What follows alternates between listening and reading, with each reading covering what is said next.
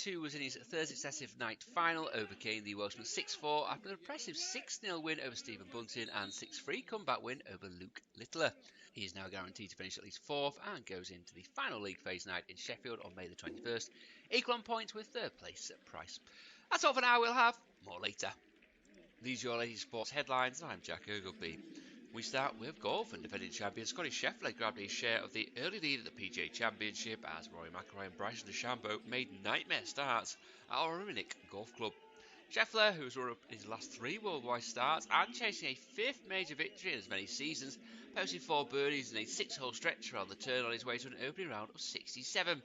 The world number 1 sits in a 7-way tie at the top of a congested leaderboard with Aldrich Potgieter, Stephen Yeager, Minwoo Lee, Ryo Hitsuruni, Alex Smalley and former champion Martin Keimer also on 3 under. A further 7 players sit a shot back, including 2024 champion Xander Schauffele, Patrick Reed, Shane Lowry and England's Daniel Brown, while Jordan Spieth is just 2 adrift as he searches for the elusive major required to complete his career Grand Slam. However, some of the top players struggled, including McIlroy, who was level par for his round with 4 holes to play, having held a 30-foot birdie at the 5th, but then bogeyed each of his last 4 holes, struggling off both the tee and with his putter to leave him at risk of an early exit. Meanwhile, DeChambeau, who has finished runner-up at the PGA 2 years running, is in danger of a second successive major miscut after an erratic display left him tied 135th and 9 strokes adrift. Football now, and Xavier Simon's late goal helped Bolton Wanderers to a 2-0 aggregate win over Bradford and a place in the League One playoff final against Stockport County. The home side had just had a Caden Jackson goal disallowed for offside, when second half sub Sirens broke the deadlock on the night with a composed first-time shot with 9 minutes to go. There's more playoff action this evening, and it's League Two's turn to take centre stage, with Salford against Grimsby at 7:15, then at 8 o'clock Notts County against Chesterfield. There's also a Premier League game between Aston Villa and Liverpool, with both sides tied on 59 points, but the Reds ahead on goal difference. A win for either will guarantee Champions League football next season, and Unai Emery says that is a pleasant surprise because he does not see his team as a top 7 club in the Premier League, and even worried about relegation last summer. They face a big week with games against Liverpool and Manchester City to complete their campaign either side of Wednesday's Europa League final against Freiburg. He says he can be happy with his team's exploits this term, especially as he thought they'd struggle. Rugby League now, and St Helens held up a second-half fight back by bottom club Huddersfield Giants to go top of Super League with a 26-18 victory. Paul Rowley's side are 2 points clear of Leeds Rhinos, who will retake top spot if they win at Wigan on Friday.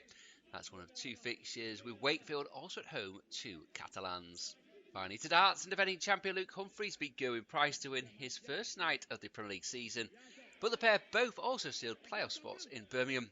Humphreys, who was in his third successive night final, overcame the Welshman 6-4 after an impressive 6-0 win over Stephen Bunting and 6-3 comeback win over Luke Littler. He is now guaranteed to finish at least 4th and goes into the final league phase night in Sheffield on May the 21st, equal on points with 3rd place at Price. That's all for now, we'll have more later. These are your latest sports headlines, and I'm Jack Ogilvie. We start with golf, and defending champion Scotty Scheffler grabbed his share of the early lead at the PGA Championship as Rory McIlroy and Bryson DeChambeau made nightmare starts at Auronic Golf Club. Scheffler, who has run up his last 3 worldwide starts and chasing a 5th major victory in as many seasons, posted 4 birdies in a 6-hole stretch around the turn on his way to an opening round of 67. The world number 1 sits in a 7-way tie at the top of a congested leaderboard with Aldrich Potgieter, Stephen Yeager, Minwoo Lee, Ryo Hitsuruni, Alex Smalley and former champion Martin Keimer also on 3 under. A further 7 players sit a shot back, including 2024 champion Xander Schauffele, Patrick Reed, Shane Lowry and England's Daniel Brown, while Jordan Spieth is just 2 adrift as he searches for the elusive major required to complete his career Grand Slam. However, some of the top players struggled, including McIlroy, who was level par for his round with 4 holes to play, having held a 30-foot birdie at the 5th, but then bogeyed each of his last 4 holes, struggling off both the tee and with his putter to leave him at risk of an early exit. Meanwhile, DeChambeau, who has finished runner-up at the PGA 2 years running, is in danger of a second successive major miscut after an erratic display left him tied 135th and 9 strokes adrift. Football now, and Xavier Simon's late goal helped Bolton Wanderers to a 2-0 aggregate win over Bradford and a place in the League One playoff final against Stockport County. The home side had just had a Caden Jackson goal disallowed for offside, when second half sub Sirens broke the deadlock on the night with a composed first time shot with 9 minutes to go. There's more playoff action this evening, and it's League Two's turn to take centre stage, with Salford against Grimsby at 7:15, then at 8 o'clock Notts County against Chesterfield. There's also a Premier League game between Aston Villa and Liverpool, with both sides tied on 59 points, but the Reds ahead on goal difference. A win for either will guarantee Champions League football next season, and Unai Emery says that is a pleasant surprise because he does not see his team as a top 7 club in the Premier League, and even worried about relegation last summer. They face a big week with games against Liverpool and Manchester City to complete their campaign either side of Wednesday's Europa League final against Freiburg. He says he can be happy with his team's exploits this term, especially as he thought they'd struggle. Rugby League now, and St Helens held up a second half fight back by bottom club Huddersfield Giants to go top of Super League with a 26-18 victory. Paul Rowley's side are 2 points clear of Leeds Rhinos, who will retake top spot if they win at Wigan on Friday. That's one of 2 fixtures, with Wakefield also at home to Catalans. Finally to darts, and defending champion Luke Humphries beat Gerwyn Price to win his first night of the Premier League season, but the pair both also sealed playoff spots in Birmingham. Humphries, who was in his third successive night final, overcame the Welshman 6-4 after an impressive 6-0 win over Stephen Bunting and 6-3 comeback win over Luke Littler. He is now guaranteed to finish at least 4th and goes into the final league phase night in Sheffield on May the 21st, equal on points with 3rd place at Price. That's all for now, we'll have more later. These are your latest sports headlines, and I'm Jack Ogilvie.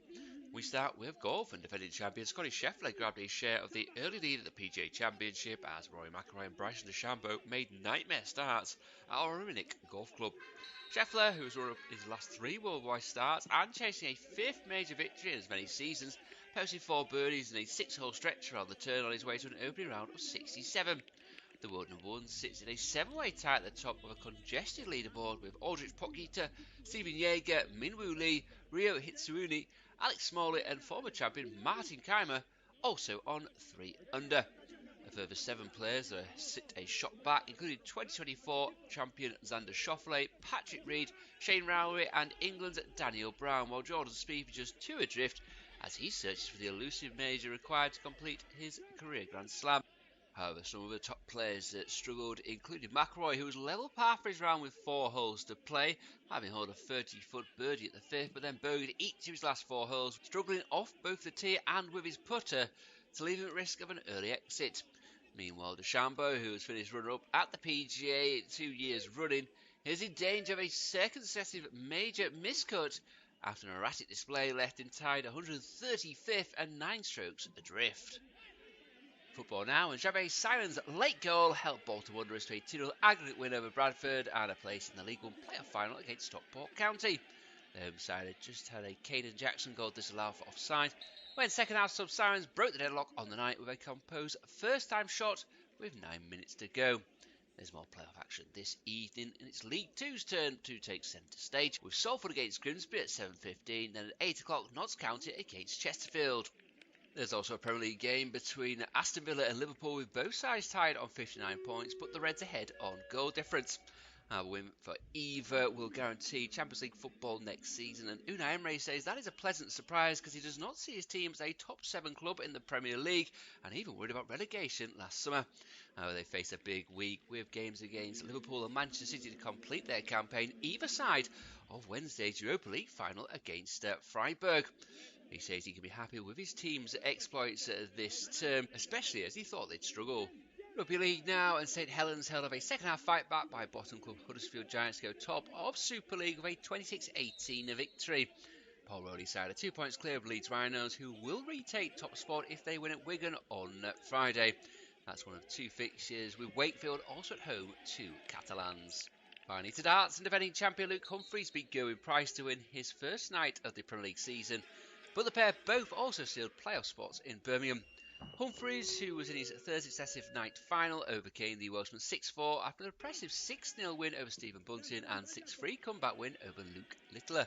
He is now guaranteed to finish at least 4th and goes into the final league phase night in Sheffield on May the 21st, equal on points with 3rd place at Price. That's all for now, we'll have more later. These are your latest sports headlines, and I'm Jack Ogilvie. We start with golf, and defending champion Scotty Scheffler grabbed a share of the early lead at the PGA Championship as Rory McIlroy and Bryson DeChambeau made nightmare starts at Auronic Golf Club. Scheffler, who's run up his last 3 worldwide starts and chasing a 5th major victory in as many seasons, posted 4 birdies in a 6-hole stretch around the turn on his way to an opening round of 67. The world number 1 sits in a 7-way tie at the top of a congested leaderboard with Aldrich Potgieter, Stephen Yeager, Minwoo Lee, Ryo Hitsuuni, Alex Smalley and former champion Martin Keimer also on 3 under. A further 7 players sit a shot back, including 2024 champion Xander Schauffele, Patrick Reed, Shane Lowry and England's Daniel Brown, while Jordan Spieth is just 2 adrift as he searches for the elusive major required to complete his career Grand Slam.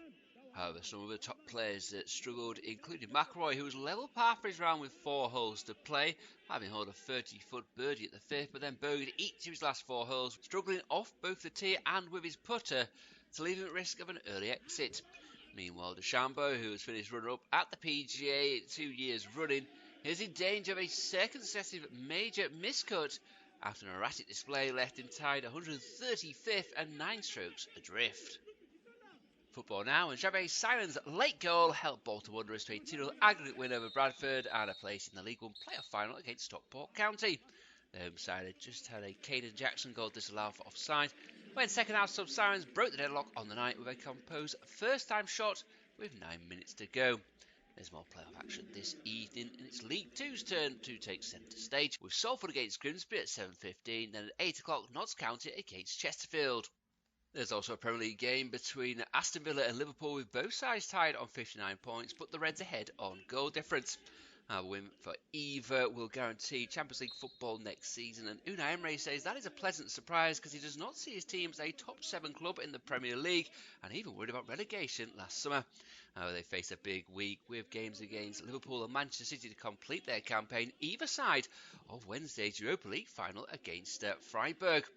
He says he can be happy with his team's exploits this term, especially as he thought they'd struggle. Rugby League now, and St Helens held up a second-half fight back by bottom club Huddersfield Giants to go top of Super League with a 26-18 victory. Paul Rowley's side are 2 points clear of Leeds Rhinos, who will retake top spot if they win at Wigan on Friday. That's one of 2 fixtures, with Wakefield also at home to Catalans. Finally to darts, and defending champion Luke Humphries beat Gerwyn Price to win his first night of the Premier League season, but the pair both also sealed playoff spots in Birmingham. Humphries, who was in his 3rd successive night final, overcame the Welshman 6-4 after an impressive 6-0 win over Stephen Bunting and 6-3 comeback win over Luke Littler. He is now guaranteed to finish at least 4th and goes into the final league phase night in Sheffield on May the 21st, equal on points with 3rd place at Price. That's all for now, we'll have more later. These are your latest sports headlines, and I'm Jack Ogilvie. We start with golf, and defending champion Scotty Scheffler grabbed a share of the early lead at the PGA Championship as Rory McIlroy and Bryson DeChambeau made nightmare starts at Auronic Golf Club. Scheffler, who's run up his last 3 worldwide starts and chasing a 5th major victory in as many seasons, posted 4 birdies in a 6-hole stretch around the turn on his way to an opening round of 67. The world number 1 sits in a 7-way tie at the top of a congested leaderboard with Aldrich Potgieter, Stephen Yeager, Minwoo Lee, Ryo Hitsuuni, Alex Smalley and former champion Martin Keimer also on 3 under. A further 7 players sit a shot back, including 2024 champion Xander Schauffele, Patrick Reed, Shane Lowry and England's Daniel Brown, while Jordan Spieth is just 2 adrift as he searches for the elusive major required to complete his career Grand Slam. However, some of the top players struggled, including McIlroy, who was level par for his round with 4 holes to play, having held a 30-foot birdie at the 5th, but then bogeyed each of his last 4 holes, struggling off both the tee and with his putter to leave him at risk of an early exit. Meanwhile, DeChambeau, who has finished runner-up at the PGA 2 years running, is in danger of a second successive major miscut after an erratic display left him tied 135th and 9 strokes adrift. Football now, and Xavier Simon's late goal helped Bolton Wanderers to a 2-0 aggregate win over Bradford and a place in the League One playoff final against Stockport County. The home side had just had a Caden Jackson goal disallowed for offside, when second half sub Sirens broke the deadlock on the night with a composed first-time shot with 9 minutes to go. There's more playoff action this evening, and it's League Two's turn to take centre stage, with Salford against Grimsby at 7:15, then at 8 o'clock Notts County against Chesterfield. There's also a Premier League game between Aston Villa and Liverpool, with both sides tied on 59 points, but the Reds ahead on goal difference. A win for either will guarantee Champions League football next season, and Unai Emery says that is a pleasant surprise because he does not see his team as a top 7 club in the Premier League, and even worried about relegation last summer. They face a big week with games against Liverpool and Manchester City to complete their campaign, either side of Wednesday's Europa League final against Freiburg.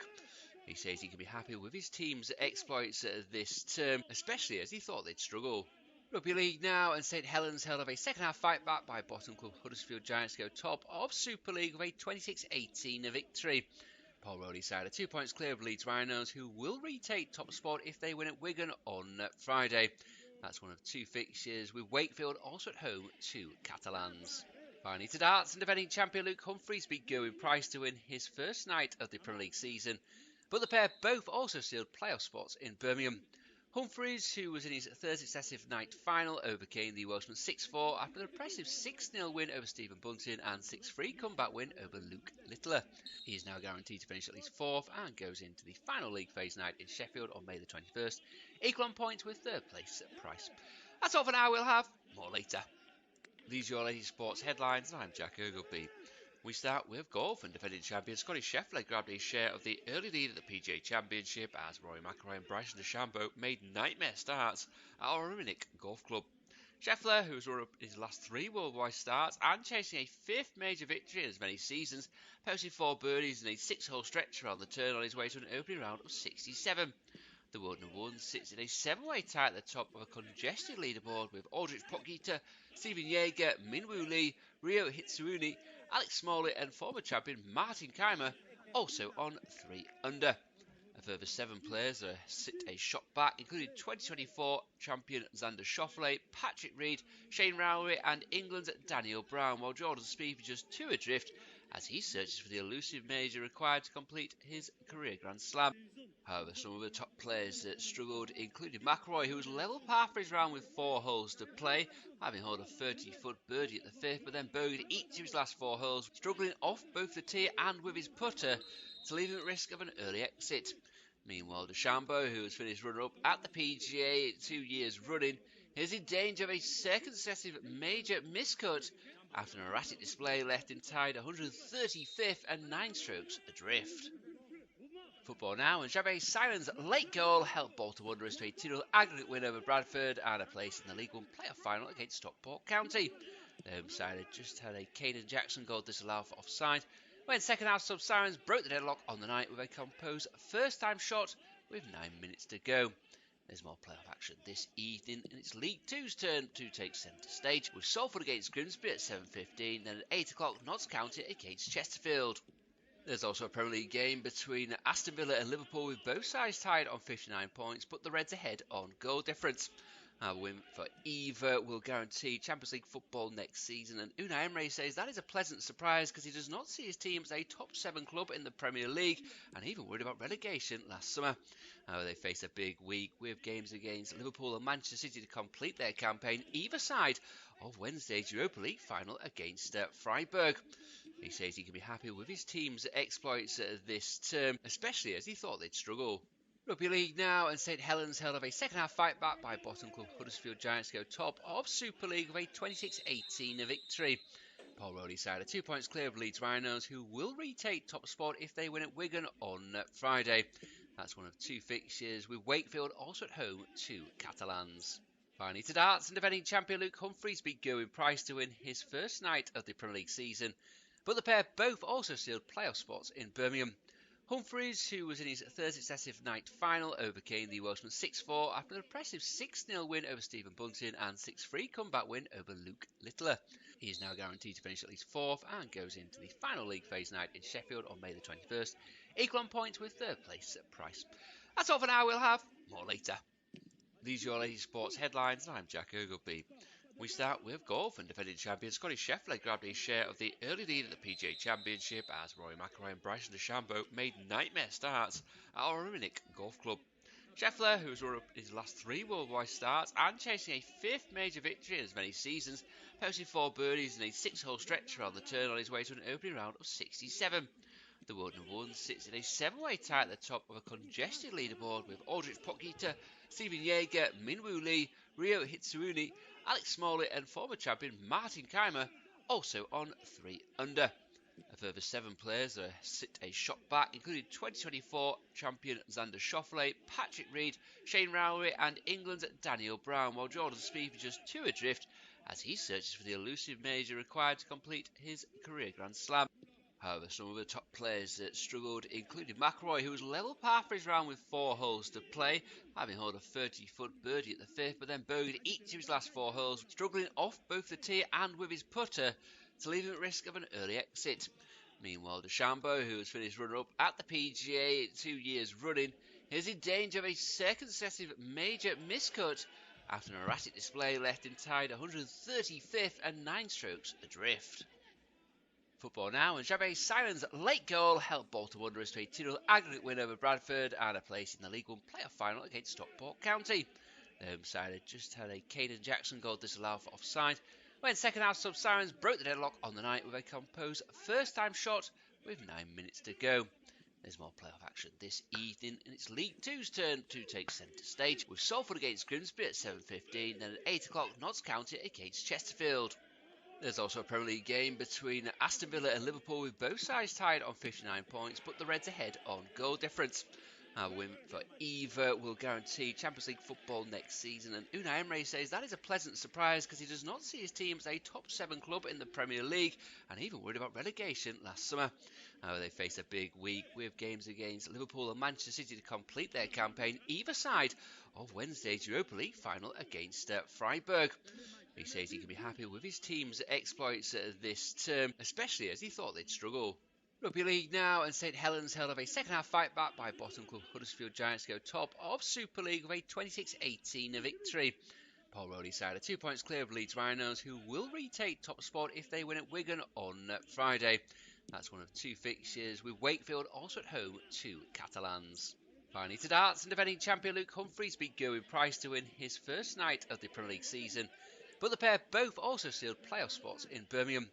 Humphries, who was in his 3rd successive night final, overcame the Welshman 6-4 after an impressive 6-0 win over Stephen Bunting and 6-3 comeback win over Luke Littler. He is now guaranteed to finish at least 4th and goes into the final league phase night in Sheffield on May the 21st, equal on points with 3rd place at Price. That's all for now, we'll have more later. These are your latest sports headlines, and I'm Jack Ogleby. We start with golf, and defending champion Scotty Scheffler grabbed a share of the early lead at the PGA Championship as Rory McIlroy and Bryson DeChambeau made nightmare starts at Auronic Golf Club. Scheffler, who's run up his last 3 worldwide starts and chasing a 5th major victory in as many seasons, posted 4 birdies in a 6-hole stretch around the turn on his way to an opening round of 67. The world number one sits in a 7-way tie at the top of a congested leaderboard with Aldrich Pockgeter, Stephen Yeager, Minwoo Lee, Ryo Hitsuruni, Alex Smalley and former champion Martin Keimer also on 3 under. A further 7 players sit a shot back, including 2024 champion Xander Schauffele, Patrick Reed, Shane Rowley and England's Daniel Brown, while Jordan Spieth is just 2 adrift as he searches for the elusive major required to complete his career Grand Slam. However, some of the top players struggled, including McIlroy, who was level par for his round with 4 holes to play, having held a 30-foot birdie at the 5th, but then bogeyed each of his last 4 holes, struggling off both the tee and with his putter to leave him at risk of an early exit. Meanwhile, DeChambeau, who has finished runner-up at the PGA 2 years running, is in danger of a second successive major miscut after an erratic display left him tied 135th and 9 strokes adrift. Football now, and Xavier Simon's late goal helped Bolton Wanderers to a 2-0 aggregate win over Bradford and a place in the League One playoff final against Stockport County. The home side had just had a Caden Jackson goal disallowed for offside, when second half sub Sirens broke the deadlock on the night with a composed first-time shot with 9 minutes to go.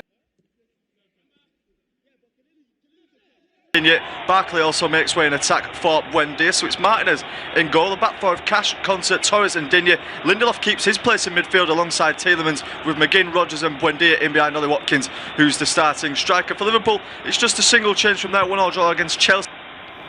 Well, it's a good evening and very warm welcome to this independent unofficial off-tube studio commentary of this Premier League match between Aston Villa and Liverpool. We're just about underway at Villa Park, a big game at the top end of the Premier League table. Before kick-off, even afterwards as well. These two sides sitting in 5th and 4th respectively.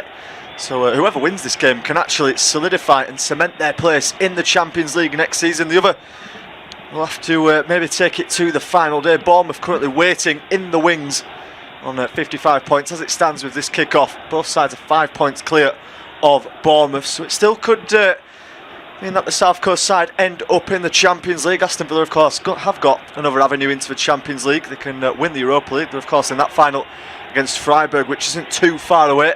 I'm sure they'll be focusing a lot of attention on that game. Despite that, it's still a strong squad by Villa's standards.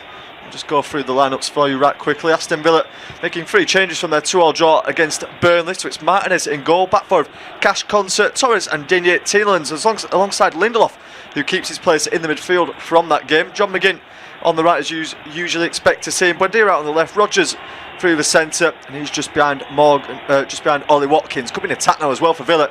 Early doors, it's Rodgers who's sprinting forward, and Watkins is making the run on the outside. Rodgers turns inside, Watkins with the shot as well towards the near post. Ashley down to his right.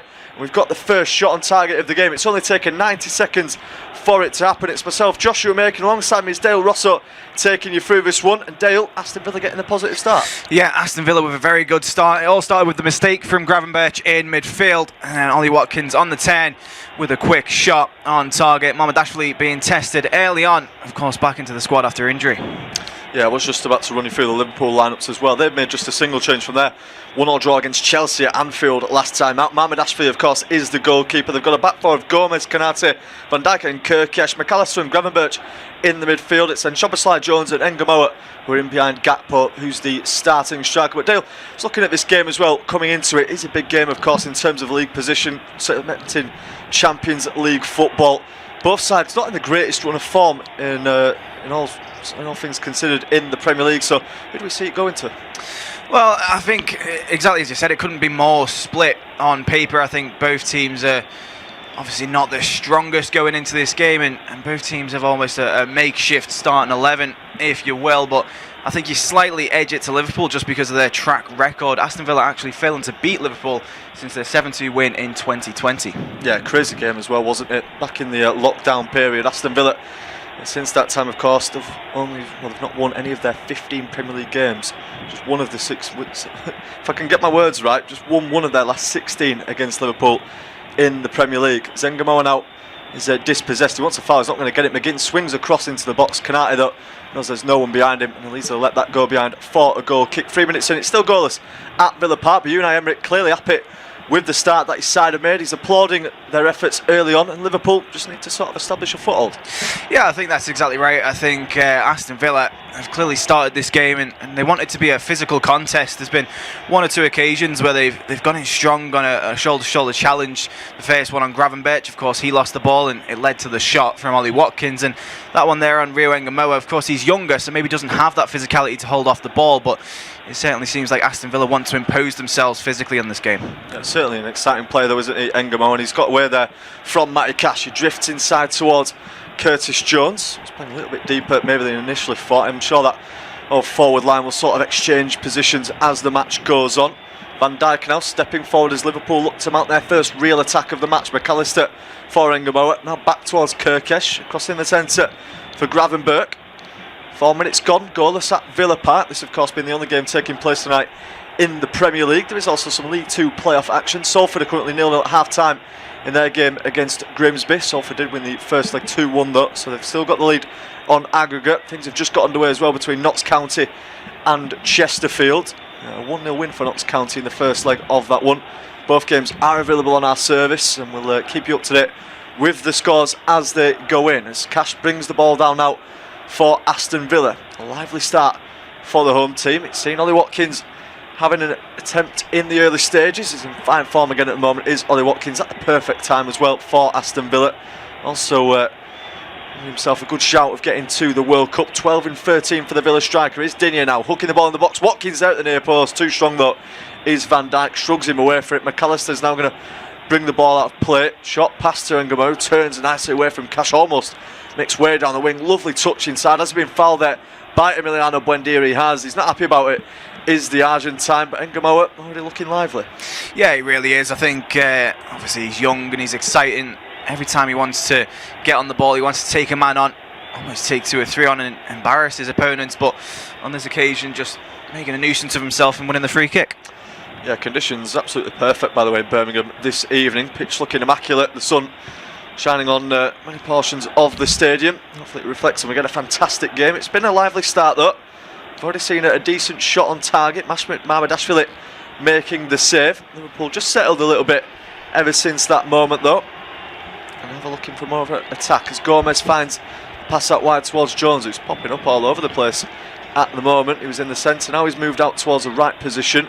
Almost seems to be playing as a right back with Gomez a bit more inside. But here's Ngamoa now. He's looking to release Kirkes, who's got away down the left. Can he get a good ball into the box towards the back post? Digne comes across to get the clearance. Cash will let it go behind him. He's not able to keep it in play though. It's going to be a Liverpool throw-in. Better from the away side. Exactly the position you want to see Milos Kirkes in. It's a dangerous ball into the box. No one attacking it though for Liverpool. Of course, Cody Gakpo is the furthest man forward, and there's been a bit of doubt really about his ability to lead the line for Liverpool. Here's Van Dijk now. Liverpool choose to reset this time and go all the way back to the halfway line. It's Kanate looking for the pass forward. It's pretty slow though at the moment for the Reds. A few passes being exchanged there between Van Dijk and Kanate. Eventually now with Kirkes. A decent moment not too long ago. Nice pass inside from Van Dijk and they can get through now. Another pass through the lines finds Szoboszlai out towards Jones, who just about keeps it in by the corner flag.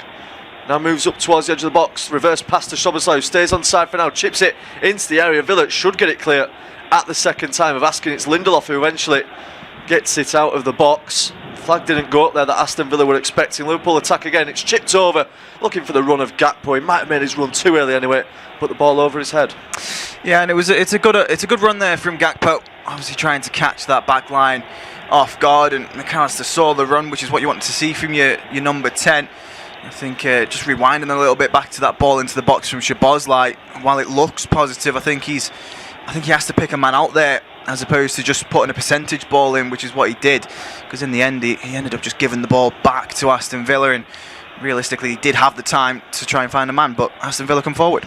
Yeah, they certainly do. It's Watkins, few step overs past Van Dijk. Watkins, he slips over as he gets the shot off. The sort of position he thrives in there. He's picked up an injury as a result of it. This is bad news for Aston Villa. For star man is unable to continue. It's great play from Eric Buendia, and outside of the foot pass, and it's too easy there for Watkins. Just steps inside of Van Dijk. Can't quite keep composed though. Van Dijk puts an arm onto him, and again, Ollie Watkins can't find the net. No, but he's done so well there to get past Virgil van Dijk. I mean, it was almost a legend how long Virgil van Dijk went without getting dribbled past, and within the first 8 minutes, Ollie Watkins has done it just there. So, I mean, yes, he's picked up the injury, and maybe looks like he might have twisted something on his hip area. Maybe just overextended on the follow through from his shot. Unai Emery does not look best pleased, and why would you be? Ollie Watkins loves this fixture. 6 goals in his last 13 appearances against Liverpool, and let alone that fact, he's also obviously Aston Villa's main man up top. Yeah, he certainly is. He looks in some real discomfort though now. The 2 physios are on the pitch trying to help him on the mend. Penny for Unai Emery's thoughts though at the moment. He looks very frustrated there on the touchline. Star striker being injured at this time of the season as well, when there's such a big game coming up in the history of Aston Villa. Of course, that European final we already mentioned against Freiburg. They need everyone fit. They're already struggling a bit with injuries at the moment. Likes of Amadou Onana is out, and that's why they're playing Lindelof in the midfield. They've got Tammy Abraham available on the bench, who can come on as a like-for-like swap. He's done decent at times when he has played this season. It's a bit more encouraging though for Villa. Watkins is now back up to his feet, trying to just stretch it out as well. It's always worrying, isn't it, when you sort of see those injuries. There's no contact from Virgil van Dijk. It's not an impact injury. He's just sort of hit that really awkwardly. Yeah, he really has. I mean, he certainly got the hand off from Virgil van Dijk, but I don't think it's got nearly enough force behind it to actually send him to the ground. It's more the fact that he's almost... Obviously, he's on his right side and he's shooting across his body, and then his follow-through has kind of stayed in that position as he then went to ground and essentially just contorted his entire hip. So it did look very, very sore, especially on the landing. but he's back up on his feet. He's just waiting on the touchline now, obviously having a couple of words with the physio, and looks like he could continue. Yeah, game back underway though. Ball played forward for Gakpo. Flag hasn't gone up just yet as he holds it off from Torres. Eventually the flag does go up. The linesman just delaying it a little bit there. Makes the point that he had to wait before giving it as offside. We've passed 10 minutes at Villa Park. It's still goalless between Aston Villa and Liverpool. Ollie Watkins still hasn't entered the field again just yet. So maybe getting some final sort of warm-up from the physio. This camera's focusing on Joe Gomez. Mo Salah as well on the bench this evening for Liverpool. Game back underway as Watkins tries to run down the line. Mamardashvili's been caught out there. Rodgers has stolen it off him. Mamardashvili way out of his line. Rodgers with the ball into the box. Kanate heads it away from the oncoming Watkins. Picked up by McGinn now on the edge of the area. Can they make the most of that? McGinn steps inside of Ngamo. He's still going now up towards the byline. Ball comes in to the back post. No one's attacking it. Jones should get this one clear. Dinier's going to try and pen him in. Back heel towards Gomez. He's sort of lost the ball there, and he's fouled Buendia. He just nipped in front of him there, Joe Gomez, and that's so needless from Liverpool. No idea what Mamardashvili is doing. He comes flying off his line. He loses the ball. And now Aston Villa have got a set piece in a dangerous position. Yeah, and credit to Emi Buendia there just to get across his man, Joe Gomez, and win the foul, because if he didn't do that, it was a waste of a good opportunity. And, I mean, Mamardashvili should buy a lottery ticket because he's so lucky there to not be punished for that mistake. It's so needless for him to come out the way he does and then to miscontrol the ball like that. It's certainly not what you want to see if you're any of those defenders. But for now, they'll have to defend this free kick, but so needless from Mamardashvili. Yeah, it really was, and Liverpool haven't been punished for it just yet. As we mentioned, though, there is a set piece now. It's Youri Tielemans who's going to deliver it. I'm not sure if he's thinking about eyeing up the shot here. He's fairly close to the byline, but if you can sneak it in at the tight angle, might be an option. Up goes the arm from the Belgian midfielder. He lays it off towards Digne, in fact. Now it's towards Cash, who strikes from the edge of the box. It's blocked by Gomez. Set piece doesn't quite come to fruition in the end for Aston Villa. No, it certainly doesn't. But you could see that the plan was to lay it off to Cash there, and obviously for the Polish international to pop a shot. But his first touch was so poor, it sent him so far wide of where he wanted to shoot from that in the end it was too late, and the Liverpool players charged it down. Here come Liverpool now down the other end. Curtis Jones had just slipped in the midfield there, but somehow managed to keep hold of the ball. He's now trying to thread it through. It's towards Gakpo, who slips. So there's been a few of those already so far. Not sure if the pitch is just a little bit wet, but a few players slipping on the surface at the moment. Still looks in fantastic condition though. Of course, towards the end of the season. This is Villa's last home league game of the Premier League season. They've not lost their last home game in any of the 6 seasons since their return to the Premier League back in 2019. They usually get a good send-off at Villa Park, and that'll be crucial as well with what's coming in midweek, that European final again, which I'll allude to. As Cash now sprints forward up towards the halfway line. Ngamo though covers his tracks nicely, so it's back towards Ezri Konsa.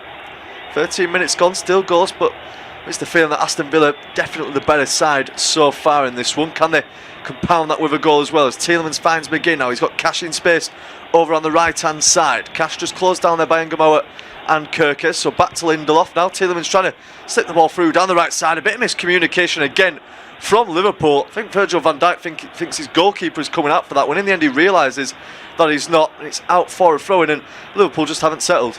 No, they certainly haven't, and again there's a clear miscommunication between Mamardashvili and his back line. Of course, Virgil van Dijk then thinking that he would come out, and Virgil van Dijk for so long has played with Alisson behind him. I think Alisson would have come out there, and then obviously this season played with 3 different goalkeepers, so it's expected for there to be a bit of miscommunication, but for it to be as drastic as it is not a good sign for Liverpool. Yeah, they don't trust Mamardashvili, do they? That back line, it's not really had the time to build up that sort of chemistry with each other. Liverpool again are playing dangerously. They've lost it out to Morgan Rogers. McAllister does well to recover and win it back. He's going to try and bring it forward now. Lays it off for Gravenberch. It's a wayward pass which just about finds the Dutchman. Ngamo out up against Cash. Excited to see how that battle develops through the course of the evening. This time it's Villa who win the better of it, you think, but then Ngamo is still going. He's surely impeded there. He's first impeded by McGinn, then Rogers tugs him back as well. It's going to be a free kick well inside the half for Liverpool, but Ngamo again looking really good so far. Definitely Liverpool's most exciting player going forward at the moment. They're trying to find him with every single pass, and it's to be expected as well. Van Dijk now bringing it up towards the halfway line. Need to get some sort of rhythm going in the game. Just looking at the stats, I mean, they've not even had a shot yet. 15 minutes in, Aston Villa have had 3 shots. Liverpool have only had 1 touch inside the opposition box. They have had the most possession with 55% of the ball, but they've barely done anything with it compared to Aston Villa. They've already tested Mohamed Ashley and forced him into a mistake. I haven't even mentioned Emi Martinez yet in the Aston Villa goal. That's not going to change now as Tielemans has it for Aston Villa. Lindelof on the halfway line. Looks steady so far in the centre of the park. Now for Cash, now back towards Ezri Konsa. Aston Villa's number 4. Emi Martinez will finally get a touch as the England defender goes back to him. Bringing it up towards the edge of the area. It goes long this time for Aston Villa. Has that worked out as well? It's looking over the top for Martinez. Van Dijk with a header down, which Kanate just about mops up. However, his pass into the centre is mopped up by Tielemans. It's now McGinn. Cash arriving on the overlap, but McGinn steps inside instead. Might have been the wrong choice initially, but eventually finds the Polish international. Kirk is out to cover him. Now back towards John McGinn. Liverpool just pending and trying to stay as well organised as they can. Aston Villa are just toying with them at the moment. They're enjoying the possession that they're getting. It's now Lindelof again, Cash in space on the right hand side. Kirkes is having a job so far trying to mark him out. Eventually it's a poor delivery from Cash, and Liverpool can get away with it. It's Szoboszlai, he's been quiet so far and he's swarmed by a number of Villa players there. There were 4 in claret shirts around him. Not sure if a free kick has been given there, it hasn't, and Dominic Szoboszlai's got to be careful there with his reaction. Can see why he'd be frustrated though. He's barely had anything to her.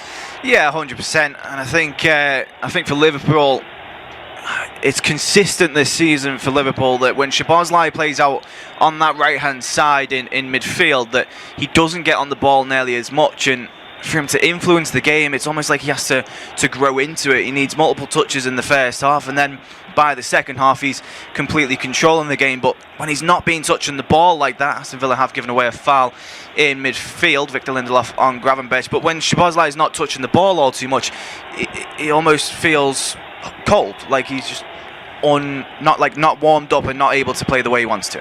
Yeah, Dale mentioned that Aston Villa just won a free kick there. Victor Lindelof went through his man in the centre of the park. No yellow card has been given. The referee for this evening is Chris Kavanagh leading with his cards. Liverpool can have a chance now. It's floated towards Engamo. It's a good touch, but unfortunately for him, Matty Cash just about gets there and sweeps away the danger. Aston Villa are penned in though. They're on defensive third. Liverpool have finally got a decent press on. Great turn though from Ezri Konsa on the edge of his own box. Gakpo was going across to press him, but it's a lovely touch from the England international, and he set Villa away as well as Torres now brings it forward. Nice ball through to Watkins, goes defensive with the pass to Tielemans. Good news for Villa fans is that Ollie Watkins seems to be moving fine now after picking up that injury earlier on in the half. Engamo out for Liverpool, set Kirkes down the left side, space for him to run into, but doesn't seem to trust it in the end. There's no confidence in this Liverpool attack. Can see there the space was right there for Kirkes to drive into, and he chose the defensive option, and just see this Liverpool team, they just don't really have that confidence to go and attack. No, they certainly don't, and I think that's a prime example of it. Kirkes, as you said, so much space to run in towards Matty Cash, and even still he had Rio Ngamoa right there as well. They could have easily doubled up on the Polish fullback, but instead keeping possession, playing it backwards. And in fairness to Kirkes, it didn't seem like anyone in the middle wanted to make a run. No, he didn't have many options up ahead of him. Cody Gakpo has been less than anonymous so far. He's been marked out of the game completely by both Torres and Konsa. Nothing for him to go off. He's not working too hard as well. Can't really see him making the runs in behind. It's all very static for Liverpool. It might change now though as Gravenberch has got the ball. Nice ball out towards Ngamoa. Liverpool attacking with intent for the first time in the half. A few step overs, but needs the runs to be made up ahead of him. He's not got any options. He's trying to do it all himself. Surely John McGinn has kicked him over there. He hasn't. Ngamoa can't believe it. He thinks he should have won a free kick there. Arne Slot agrees with him on the touchline, gives the fourth official a piece of his mind, but John McGinn apparently has got the ball fairly there. Yeah, well, I can feel for the 17-year-old there. I think obviously he's tried to take him on himself and obviously felt some contact from the Scotsman. It's a horror of a throw-in routine, if you will, from Aston Villa. They've thrown it in and kicked it straight back out, so it will go the way of Liverpool. But yeah, I think Rio Ngamoa is as good as he is and on the ball and moving it around. He had to release it there. He had to play it back to Kirkes, and then obviously a pass and move to keep possession. Yeah, those sort of moments which will come with experience, won't they? for Ngamoa. Liverpool have got it back though. It's Gomez now on the edge of the box. He's going to line up the strike as well. It's over the bar. Joe Gomez doesn't score a goal in senior football. He wasn't too far away from doing it there, but ultimately always rising, and it's over the bar. That's not a bad effort, and what a first goal it would have been for Joe Gomez in a Liverpool shirt. But yeah, it's realistically never going to test Emi Martinez. But I think the most damning fact about that shot is that it's Liverpool's first in this game. Yeah, it is. And it was sort of a half chance, not even a half chance really, just a pop from outside the area from their right back. He slipped over on it as well. Emi Martinez, you can always see that one was going over the bar. A bit better from Liverpool though in the last few minutes. Finally getting the ball over towards Ngamoa, having a run at the full-backs as well. It's still not yielded any real chances thus far as they look for the low and throw in down the line, looking for Gakpo. Snuffed out by Villa, but they've won it back of the Reds, and it's Gakpo laying it off towards Szoboszlai. There's not many runs being made up in front of him. Szoboszlai takes his time with it, but he's won the free kick there. I remember Buendia absolutely furious with Chris Kavanagh for that decision. Of course, Chris Kavanagh, well known at the moment for that West Ham vs Arsenal game. Another big game for him this evening. Szoboszlai looked like he'd just taken too long there to get his pass away from him. And ultimately, in the end, he has won his side a free kick. It's quite a decent range from the goal as well. It's going to be a crossing option from Szoboszlai. We know he can hit them from range, but this one would be quite extreme even for him. It's about 40 yards from goal, on the right side, so it's going to be the delivery, the sort of out-swinging ball from the Hungarian international. Guys like Van Dijk and Konate have made the journey forward. Up goes the arm from Szoboszlai, delivers it into the air. There's good pace on it, but Torres heads it away, only as far as Jones now picks it up and takes it down.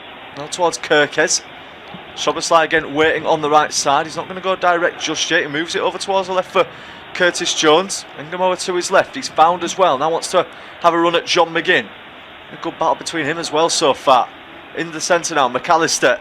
Szoboszlai a bit closer to goal. Chips it towards the back post. Van Dijk makes a run. He wins it. It might fall now for Cody Gakpo. It's bouncing around in the box. It just wouldn't fall in the end for a man in a Liverpool shirt, and Aston Villa just about scramble it away. Yeah, just about getting it away. I think it was keen from Van Dijk to stay up the way he did. Of course, then won the header on the back post as it fell back out towards Szoboszlai, but in the end, no one could actually get that shot away. And I think that's the worst part for Liverpool, is that they're now starting to create these chances and still yet to have an actual shot on target. Yep, they certainly are. Just seeing the replay of it there. It's a good ball in from Szoboszlai. Exactly what Van Dijk thrives off of. Attacking balls like that. Maybe a half shout at the time for a penalty. It was Gakpo got himself in front there of Con, so it's tough to see through all the legs over whether that is a penalty.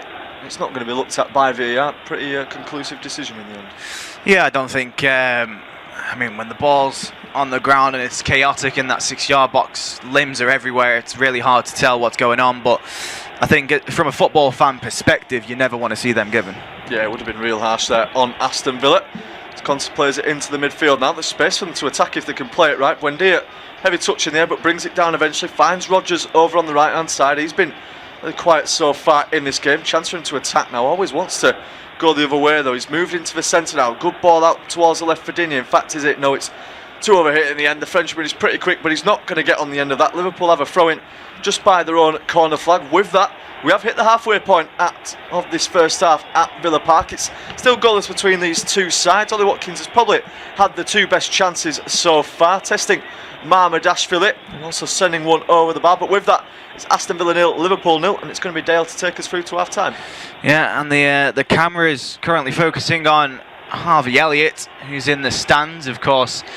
Unai Emery coming out and saying how embarrassing it was for both parties in that deal. Of course, he should return to Liverpool in the summer. As Rio Ngamoa, edge of the area, takes the strike, and it's curling, but it's always over the bar. Similar to Joe Gomez's effort minutes ago. He was never really going to test Emi Martinez. He obligatorily just puts two hands up to make sure it doesn't creep under the bar, but realistically never going to test the Argentine. Yeah, positive play though, isn't it? Again, from the youngsters, by far the most confident player in attacking this Liverpool team at the moment from what we're seeing. The only player willing to drive at players and take those sort of efforts on. In the end, it is always rising. It's not too far away. It's closer than the effort Joe Gomez had not too long ago But positive from Engamo, just doesn't result in the shot on target that he wants. And Emi Martinez will take the goal kick straight up to the top for Ollie Watkins. There is a balloon on the pitch, and of course the referee will take care of that, you would assume anyway, as Mamardashvili has the ball in his hands. Well, the balloon is still in play as Liverpool play it around the back confidently, but also playing with fire in a sense, as Mamardashvili eventually forced to just clear that one out. I think he was looking for Alexis McAllister, but the number 10 never going to be tall enough to keep that one in. So it will be a throw-in from Matty Cash, who then kicks the balloon off of the pitch and plays a 1-2 between himself and Ezri Konsa. Cody Gakpo is coming to press, as well as Dominic Szoboszlai. Aston Villa, it's their turn to play it round the back. A pass inside finds Emi Buendia, and a fair challenge then from Curtis Jones wins the ball back for Liverpool in midfield. Szoboszlai, he tries to switch the play out to Ngamoa, but it almost stunts the progression for the moment. The 17-year-old cuts inside, finds Alexis McAllister. Back to Van Dijk. There's a lovely pass in behind to find Gravenberch. Lays it off once more to Ngamoa. Inside the penalty area now. Step overs, shifting left in towards the byline. Looking for an option inside. Forced to go backwards and instead finds Gravenberch with the strike. Deflects off of Emi Martinez and then finds the feet of Cody Gakpo, who put it in the back of the net. But it has been ruled offside almost instantaneously.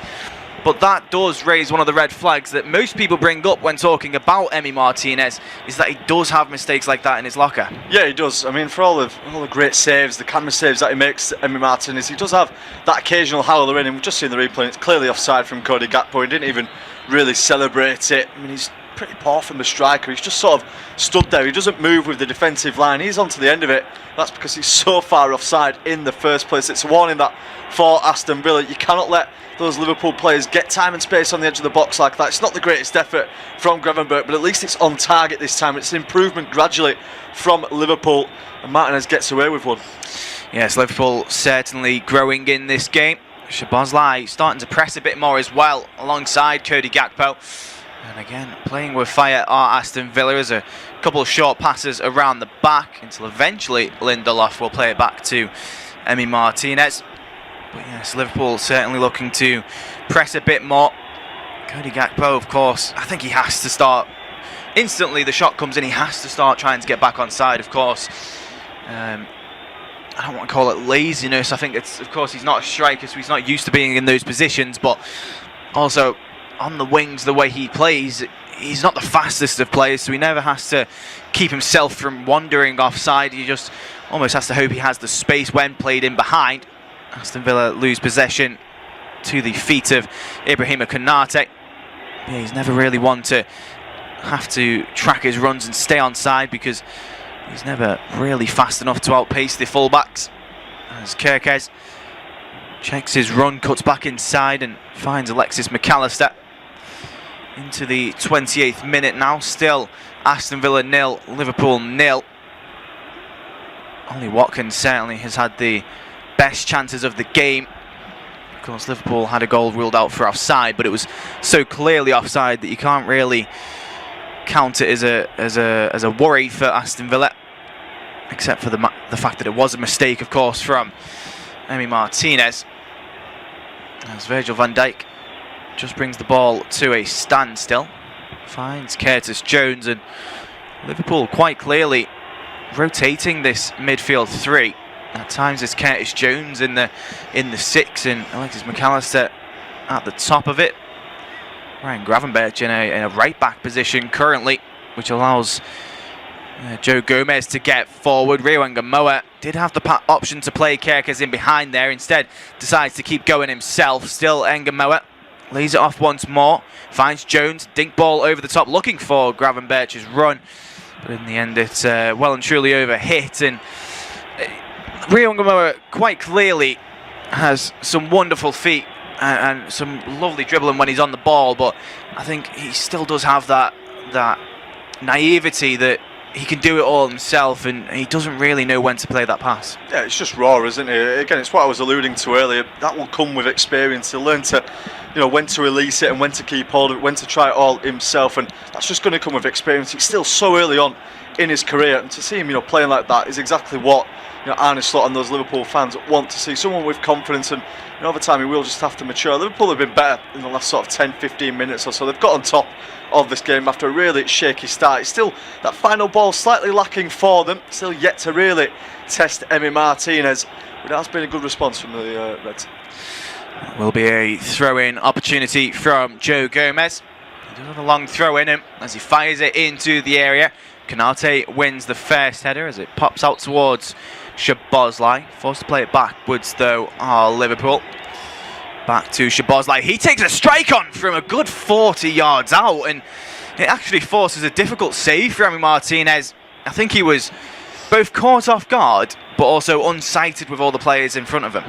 Yeah, I mean, maybe it wasn't him. We've seen the replay from behind though. There's quite a lot of space on the edge of the box. It does take a bit of a wicked swerve from Szoboszlai. Of all players on the pitch, really, I don't think there's a player you want more hitting them from that sort of range. He does catch it rather well. Szoboszlai swerves a lot. Martinez does see it and he does palm it away. He doesn't take the chance there with catching it, probably rightfully so as well. In Liverpool have got what I believe is their first corner of the match. It's a right-footed outswinger from the right-hand side. A short pass actually finds Alexis Mac Allister. Laid off once more. Szoboszlai puts it in towards the back post. Clearly looking for Virgil van Dijk, but the header from Morgan Rogers will put it behind for a corner on the left-hand side. And well, I think all the Aston Villa players thought he was going to shoot again there. Yeah, they definitely did. You've got to get out to Szoboszlai quicker than that. They've already had the first warning from Szoboszlai in this game just a few moments ago. Cannot let him get the time and space on the edge of the box because he's going to punish you at some point in the game. He's going across to take this corner now. A lot of pushing and shoving going on in and around Emi Martinez. Chris Kavanagh is probably going to have to step in there. Conte pulls Van Dijk's shirt there for a moment. So they've got to be careful here, Aston Villa. Aston Villa, well, they're going to concede a penalty. He'll be having flashbacks of the West Ham game, won't he? As Szoboszlai sets himself up to put this ball into the box. It will be a right-footed in-swinging corner this time, and it's into the area on the near post. And Mac Allister wins the header, but he puts it off target, and he seems more upset than I think he should be really there. It's a crowd of people. It's a clean header from Alexis Mac Allister, but it's always going to be difficult to get that one on target. Yeah, it certainly is. That's poor though from an Aston Villa perspective. That is one of the smallest players on the pitch there in Alexis Mac Allister, and he's getting a header like that at the near post. He probably could do, but he could keep it down and head it towards that top corner. But it is tough there for the Argentine midfielder. There's so many bodies around him as well, trying to put him off. It's by no means an easy chance for him. And Liverpool just still starting to really turn the screw. As Lindelof wins the ball back in midfield, only as long as Szoboszlai can then win it back for Liverpool. Mac Allister driving forward, tries to play a pass, takes a deflection off of an Aston Villa man and out for a throw-in on this left-hand side. So it's in line with the edge of the penalty area, and if that doesn't show a change in the tides, I don't know what does. In the last 15 minutes, Liverpool have had 5 shots to Villa's 0, 2 on target to Aston Villa's 0, and 9 touches in the opposition box to, again, Villa's 0. And of course 65% of the possession. So Aston Villa starting strong, but certainly not able to maintain it as Liverpool have grown in this game. It will be a Joe Gomez long throw from this left-hand side, fired into the area, headers flicked on and then cleared away by Pau Torres. Kerkez will claim the loose ball, preventing Ollie Watkins from running free. All the way back to Mamadashvili. Long ball over the top as the header's won by Virgil van Dijk. Lays it off once more to Cody Gakpo, who's battled well for the ball and then won a free kick. And I have to feel for Emi Buendia there. It's not like he's left a leg out to challenge for the ball, but he certainly just stood in the way and impeded the Dutchman. Yeah, it's just a lazy challenge, isn't it, from Emi Buendia there. A striker's challenge from the forward, just sort of sticks a leg out hopefully, and he's never really going to win the ball in that situation. There's also a problem now for Youri Tielemans as well. He's just down on the deck, flat out on his back. He's been dragged to the floor again now. He's going to be okay to continue. Doesn't need any sort of treatment. In the meantime, though, there has been a goal in those League 2 playoffs. Salford are now 3-1 up on aggregate. They're heading towards Wembley. Daddy Ludo has made it 1-0 on the night, 3-1 now to them on aggregate. Some fantastic evening for them. Elsewhere, still goals in the game between Notts County and Chesterfield. And Szoboszlai is standing over this free kick. It's a good 50 yards out, so no chance of a shot as he fires it in towards that back post again. But this time, easily dealt with by Aston Villa. And you have to question, is the predictability starting to creep in now defensively for Aston Villa? They've had 3 free kicks from that area, all 3 of them going towards that back post looking for the skipper. So it's relatively easy for Aston Villa to defend it. As McAllister on the halfway line finds his Hungarian teammate in Szoboszlai. Now up towards Joe Gomez. Curtis Jones back to Gomez on this right hand side, and Liverpool happy to stay in possession for now. Not really having a real right winger on the pitch today. Of course, Szoboszlai filling out on that right hand side, and Rio Ngamoa on the left hand side, who's in possession of the ball, now decides to put the ball into the area as it's headed away. Finds Gravenberch on the edge.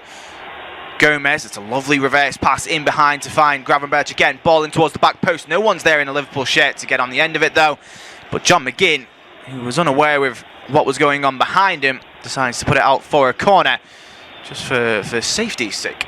Yeah, I mean, they're really on top though at the moment, aren't they, Liverpool, sensing the chance to get ahead at some point in the next few minutes. I mean, Ollie Watkins has barely had a touch since the 18th minute. It's just 1 touch in 18 minutes for Aston Villa striker. It shows you how much the game has swung really in the favour of Liverpool. They've just settled into it really nicely, and now more than likely decide to take the lead. Yeah, certainly momentum in their favour for Liverpool. And Szoboszlai, with his left arm raised, will put the ball into the area from the left-hand side, and Martinez has come out to meet it. Swat it away in towards the feet of Curtis Jones on this right-hand side. He then shifts onto his left foot, ball into the area, in towards the back post, but no one could get on the end of it, really. Joe Gomez did rise for it, but couldn't get a touch, and in the end it'll roll through for an Aston Villa goal kick. And I think if you asked us in the first 15 minutes who'd been the better side, you'd easily say Aston Villa. In the last 15 to 20 minutes or so, it's certainly been Liverpool. Which side do you think is going to be happier going in at half-time? It's an interesting one, isn't it? I think probably Liverpool, of course, with the way that they started the game. They could have easily been 1-0 down early on, to have come through that and now be on top like they are. Arne Slot will be pleased with the reaction that he's seen from his side. Aston Villa, they're not going to be too concerned about the way that the game's going at the moment. They know they're going to get their moments in the second half. They only need that one chance, don't they, to fall to Watkins, and they can easily get a goal like that. I'm not expecting any changes at the break as well. I think both managers will stay as they are, as Villa will look to mount their first real attack in quite a long time. That is a late tackle there from Matty Cash on Milos Kerkez. Went through the Hungarian international there, and he's going to rightfully so pick up the first yellow card of the game. Yeah, he picks up a yellow card for that challenge, and as you said, rightly so, because Kerkez clears the ball away. Does he catch much of the boot? I'm not too sure. He certainly catches an arm. I mean, it doesn't look like there's actually all too much contact, but certainly is a late challenge on the fullback.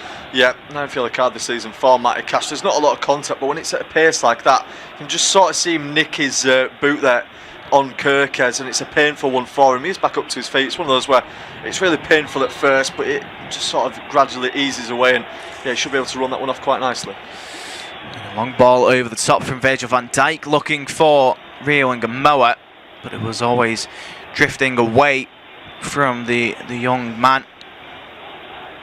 And it will be a Aston Villa throw-in from this right-hand side. And as it stands, both teams comfortably, I would say, in 4th and 5th. 5 points ahead of Bournemouth, who of course would have a game in hand. So theoretically, if they won that game, only 2 points ahead. And it would go down to the final day before we got finalised slots in Champions League positions. Of course, either side who can win this game would solidify their Champions League football next season. And as we've alluded to many times before, Aston Villa can of course qualify through their Europa League final in midweek against Freiburg. But coming forward now are Aston Villa inside the penalty area. Ollie Watkins, who, as we said, only had the one touch. Well, he's took a good 10 there, so still in possession are Aston Villa, but they've been forced backwards as Matty Cash out towards this right-hand side finds McGinn up against Kirkes, and well, the ball's at a standstill momentarily. Lindelof, Rodgers, back to Lindelof, and Rodgers again. It's good ball movement here from Aston Villa. It's a lovely reverse pass from McGinn. Finds Rodgers, ball into the area, in towards the back post. Joe Gomez will deal with it. Gravenberch applying enough pressure that the man arriving in the middle couldn't get a decent touch on the ball. But lovely play here from Aston Villa. That's a fantastic ball into the box there from Morgan Rodgers. That is so dangerous, both at the near post, in the centre. Exactly what you want to see from him. He's been really quiet in this first half, as he always is a lot this season, Morgan Rodgers. It feels like he really takes time to go into games, and he can often go missing in them, but he's put a great ball into the box there. He'll hope that's the start of something. Going to a chance as well just before. I mean, Ollie Watkins has just got to pull the trigger a little bit earlier there. If he does, he's probably got a good chance of firing that past Mamardashvili. Even though he is on his weaker left foot, it's still a good chance for the English striker. Not taken in the end, and now Aston Villa are fighting back. Yes, Luca Digne with the throw into the penalty area, but poked away by Gravenberch, and it will go behind for an Aston Villa corner. Gravenberch was protesting his innocence there, claiming it took a touch off of the Aston Villa man last, but I don't think you can have many complaints there, the way the ball's gone. And obviously where Gravenberch has come in from, it's quite clear that it was last off of the Dutchman. It will be a left-footed out-swinging corner from this left-hand side. It's actually going to be a short one as they lay it off to McGinn.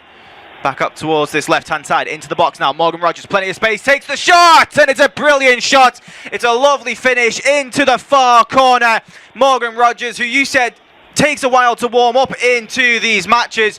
Well, he's here now on the 42nd minute, and he's got his 9th goal of the season, and what a goal it is. Unbelievable goal from Morgan Rodgers. That's exactly what we were just talking about. Morgan Rodgers doesn't really do much in games until he pops up with a moment like that. It's a wonderful finish, isn't it, from the England international. That's why he's so well liked by Thomas Tuchel, and Liverpool have only got themselves to blame for this one. Way too much space on the edge of the box. Kirkes goes out towards Digne, leaves the space. Rodgers gets time on his right foot, and he plants a perfect curling finish into that far corner. Mamardashvili at full stretch has got no chance of keeping that one out. It's a brilliant goal from Aston Villa. They've just started to step on top of Liverpool once again. It was the away side who were looking more likely to take the lead. However, Villa have fought back nicely, and now they lead 1-0. Yeah, they do, and they deserve the lead. In fairness, they've obviously started the game well and then withstood a lot of Liverpool pressure. I should clarify, it's actually Morgan Rodgers' 10th goal of the season. Apologies, but Morgan Rodgers, what a finish it is, and what a goal it is to get yourself into that double digits for the season. 15 goal contributions now for Morgan Rodgers, and Liverpool will have to respond into the 43rd minute. Aston Villa 1, Liverpool 0, and Aston Villa back in possession again. Coming forward now is Emi Buendia, finds Watkins, on this left-hand side.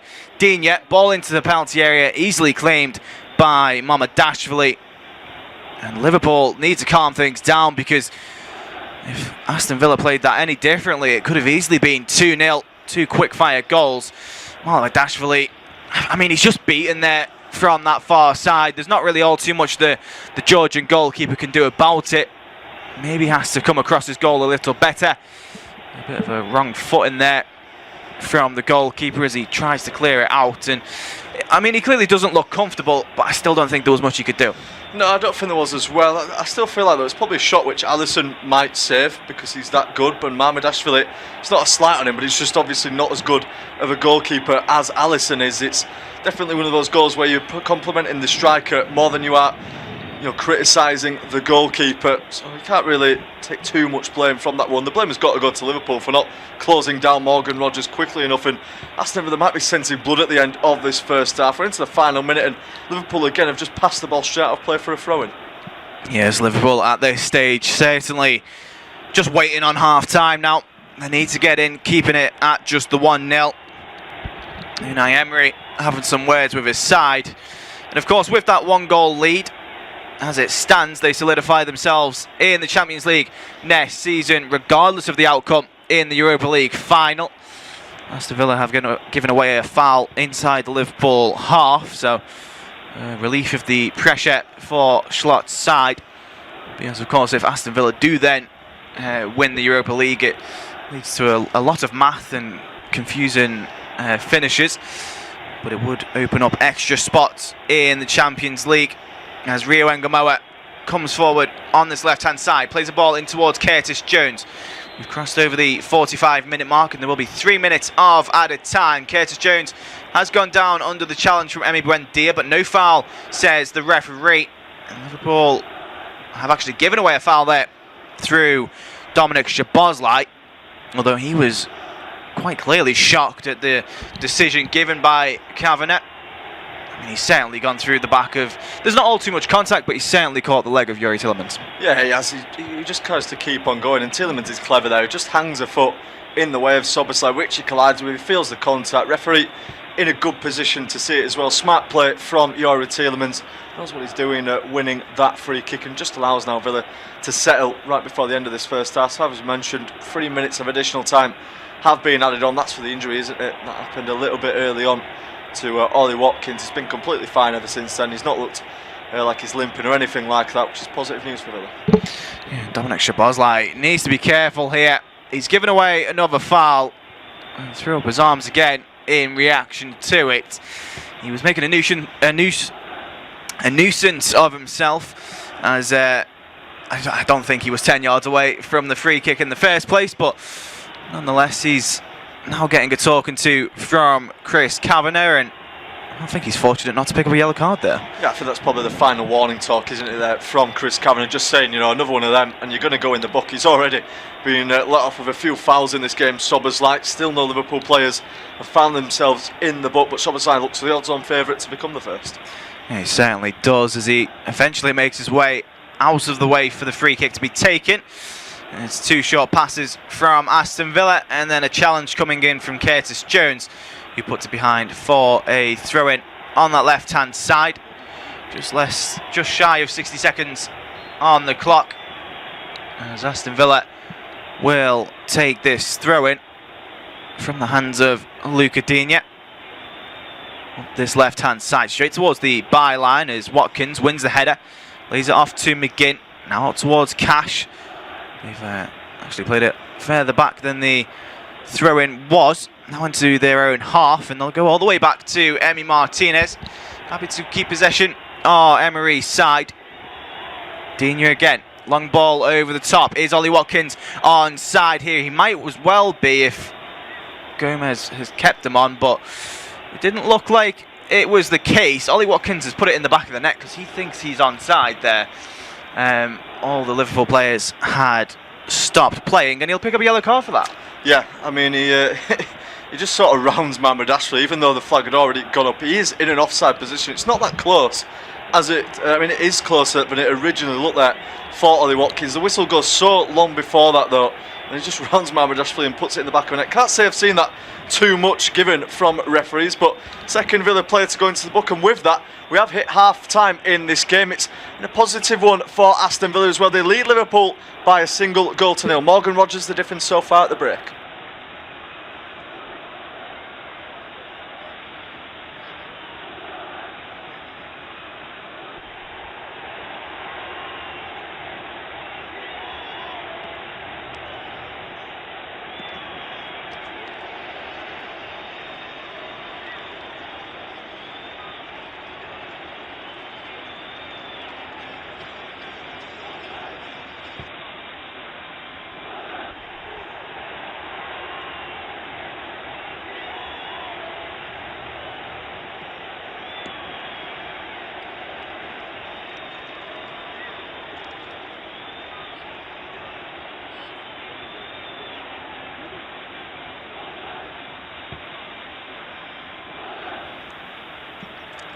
Half time at Villa Park, and it's a slender goal lead so far for Unai Emery's team. Morgan Rogers' curling effort is the difference between these two sides. Aston Villa 1, Liverpool 0. Villa getting off to the ball, positive start. Ollie Watkins looking lively. He's got 12 goals in his last 13 for Aston Villa.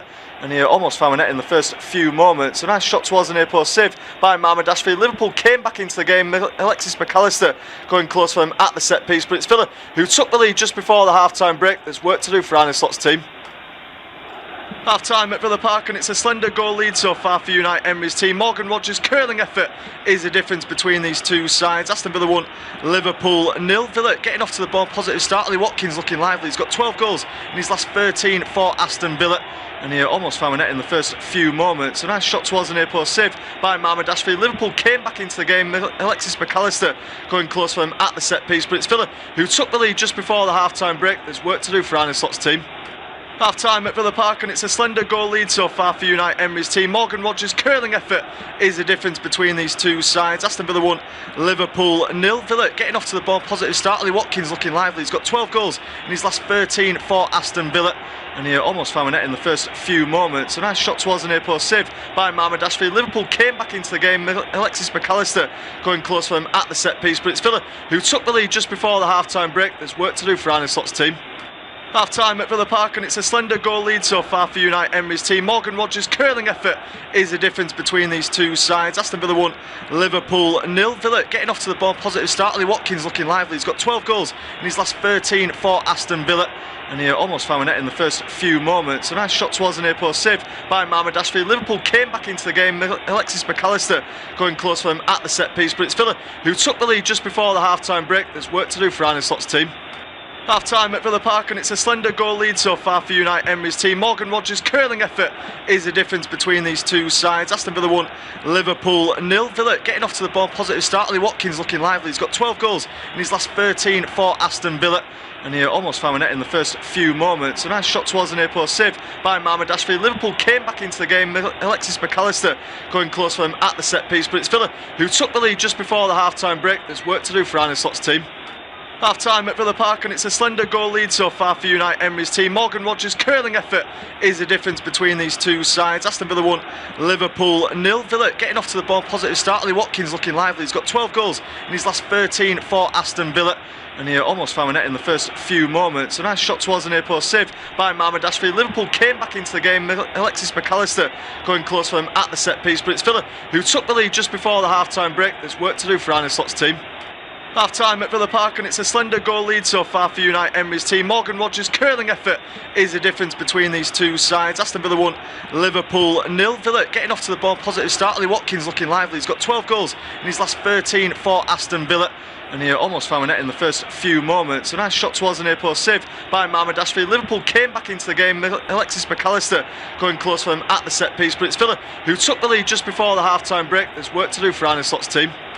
Half-time at Villa Park, and it's a slender goal lead so far for Unite Emery's team. Morgan Rogers' curling effort is the difference between these two sides. Aston Villa 1, Liverpool 0. Villa getting off to the ball, positive start. Ollie Watkins looking lively. He's got 12 goals in his last 13 for Aston Villa, and he almost found a net in the first few moments. A nice shot towards the near post, saved by Marmadashvili. Liverpool came back into the game. Alexis McAllister going close for him at the set piece, but it's Villa who took the lead just before the half-time break. There's work to do for Arne Slot's team.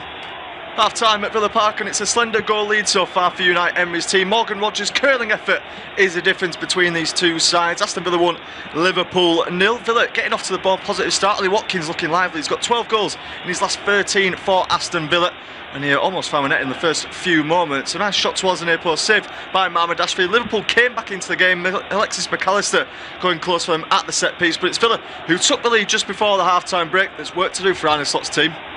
Half-time at Villa Park, and it's a slender goal lead so far for Unite Emery's team. Morgan Rogers' curling effort is the difference between these two sides. Aston Villa 1, Liverpool 0. Villa getting off to the ball, positive start. Ollie Watkins looking lively. He's got 12 goals in his last 13 for Aston Villa, and he almost found a net in the first few moments. A nice shot towards the near post, saved by Marmadashvili. Liverpool came back into the game. Alexis McAllister going close for him at the set piece, but it's Villa who took the lead just before the half-time break. There's work to do for Arne Slot's team.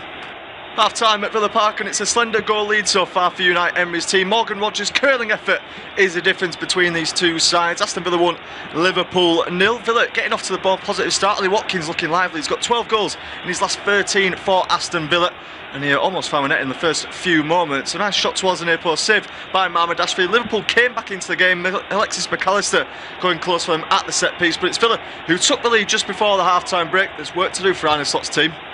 Half-time at Villa Park, and it's a slender goal lead so far for Unite Emery's team. Morgan Rogers' curling effort is the difference between these two sides. Aston Villa 1, Liverpool 0. Villa getting off to the ball, positive start. Ollie Watkins looking lively. He's got 12 goals in his last 13 for Aston Villa. And he almost found a net in the first few moments. A nice shot towards the near post, saved by Mohamed Ashfi. Liverpool came back into the game. Alexis McAllister going close for them at the set piece. But it's Villa who took the lead just before the half-time break. There's work to do for Arne Slott's team. Half-time at Villa Park, and it's a slender goal lead so far for Unite Emery's team. Morgan Rogers' curling effort is the difference between these two sides. Aston Villa 1, Liverpool 0. Villa getting off to the ball, positive start. Ollie Watkins looking lively. He's got 12 goals in his last 13 for Aston Villa. And he almost found a net in the first few moments. A nice shot towards the near post, saved by Mohamed Ashfi. Liverpool came back into the game. Alexis McAllister going close for them at the set piece. But it's Villa who took the lead just before the half-time break. There's work to do for Arne Slott's team. Half-time at Villa Park, and it's a slender goal lead so far for Unite Emery's team. Morgan Rogers' curling effort is the difference between these two sides. Aston Villa 1, Liverpool 0. Villa getting off to the ball, positive start. Ollie Watkins looking lively. He's got 12 goals in his last 13 for Aston Villa. And he almost found a net in the first few moments. A nice shot towards the near post, saved by Mohamed Ashfi. Liverpool came back into the game. Alexis McAllister going close for them at the set piece. But it's Villa who took the lead just before the half-time break. There's work to do for Arne Slott's team. Half-time at Villa Park, and it's a slender goal lead so far for Unite Emery's team. Morgan Rogers' curling effort is the difference between these two sides. Aston Villa 1, Liverpool 0. Villa getting off to the ball, positive start. Ollie Watkins looking lively. He's got 12 goals in his last 13 for Aston Villa. And he almost found a net in the first few moments. A nice shot towards the near post, saved by Mohamed Ashfi. Liverpool came back into the game. Alexis McAllister going close for them at the set piece. But it's Villa who took the lead just before the half-time break. There's work to do for Arne Slott's team. Half-time at Villa Park, and it's a slender goal lead so far for Unite Emery's team. Morgan Rogers' curling effort is the difference between these two sides. Aston Villa 1, Liverpool 0. Villa getting off to the ball, positive start. Ollie Watkins looking lively. He's got 12 goals in his last 13 for Aston Villa. And he almost found a net in the first few moments. A nice shot towards the near post, saved by Mohamed Ashfi. Liverpool came back into the game. Alexis McAllister going close for them at the set piece. But it's Villa who took the lead just before the half-time break. There's work to do for Arne Slott's team.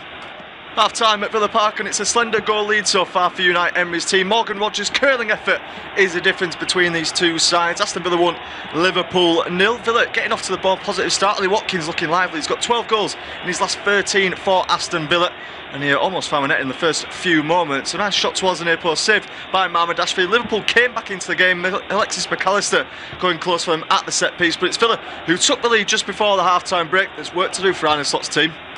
Half-time at Villa Park, and it's a slender goal lead so far for Unite Emery's team. Morgan Rogers' curling effort is the difference between these two sides. Aston Villa 1, Liverpool 0. Villa getting off to the ball, positive start. Ollie Watkins looking lively. He's got 12 goals in his last 13 for Aston Villa.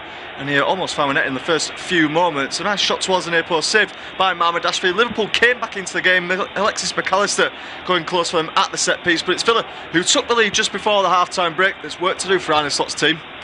Half-time at Villa Park, and it's a slender goal lead so far for Unite Emery's team. Morgan Rogers' curling effort is the difference between these two sides. Aston Villa 1, Liverpool 0. Villa getting off to the ball, positive start. Ollie Watkins looking lively. He's got 12 goals in his last 13 for Aston Villa. And he almost found a net in the first few moments. A nice shot towards the near post, saved by Mohamed Ashfi. Liverpool came back into the game. Alexis McAllister going close for them at the set piece. But it's Villa who took the lead just before the half-time break. There's work to do for Arne Slott's team. Half-time at Villa Park, and it's a slender goal lead so far for Unite Emery's team. Morgan Rogers' curling effort is the difference between these two sides. Aston Villa 1, Liverpool 0. Villa getting off to the ball, positive start. Ollie Watkins looking lively. He's got 12 goals in his last 13 for Aston Villa. And he almost found a net in the first few moments. A nice shot towards the near post, saved by Mohamed Ashfi. Liverpool came back into the game. Alexis McAllister going close for them at the set piece. But it's Villa who took the lead just before the half-time break. There's work to do for Arne Slott's team. Half-time at Villa Park, and it's a slender goal lead so far for Unite Emery's team. Morgan Rogers' curling effort is the difference between these two sides. Aston Villa 1, Liverpool 0. Villa getting off to the ball, positive start. Ollie Watkins looking lively. He's got 12 goals in his last 13 for Aston Villa.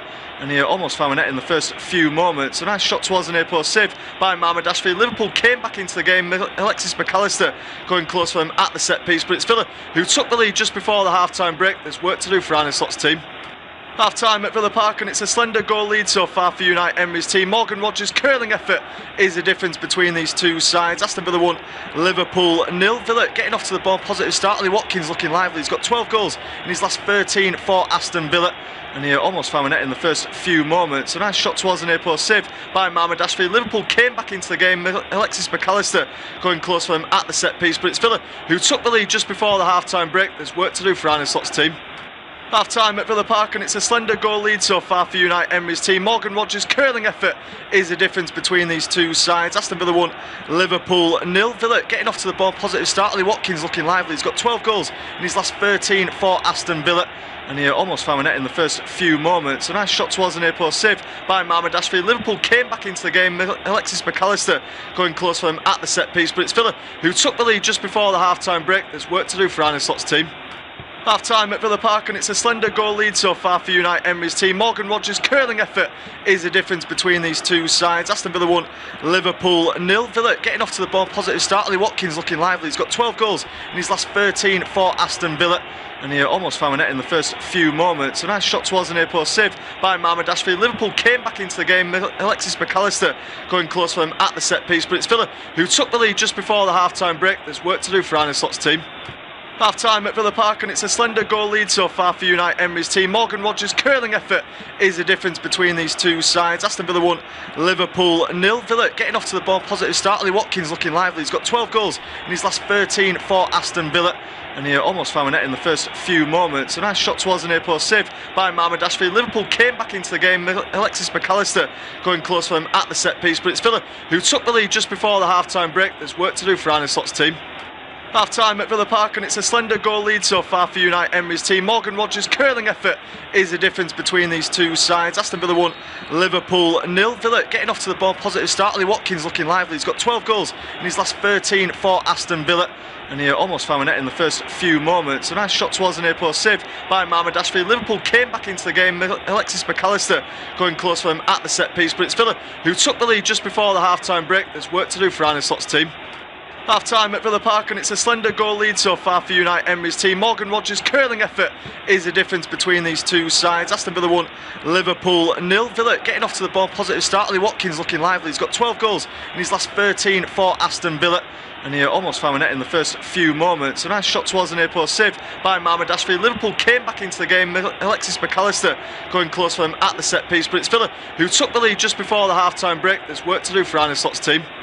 Half time at Villa Park, and it's a slender goal lead so far for Unite Emery's team. Morgan Rogers' curling effort is the difference between these two sides. Aston Villa 1, Liverpool 0. Villa getting off to the ball, positive start. Lee Watkins looking lively. He's got 12 goals in his last 13 for Aston Villa, and he almost found a net in the first few moments. A nice shot towards the near post, saved by Mohamed Ashby. Liverpool came back into the game. Alexis McAllister going close for them at the set piece, but it's Villa who took the lead just before the half-time break. There's work to do for Arne Slott's team.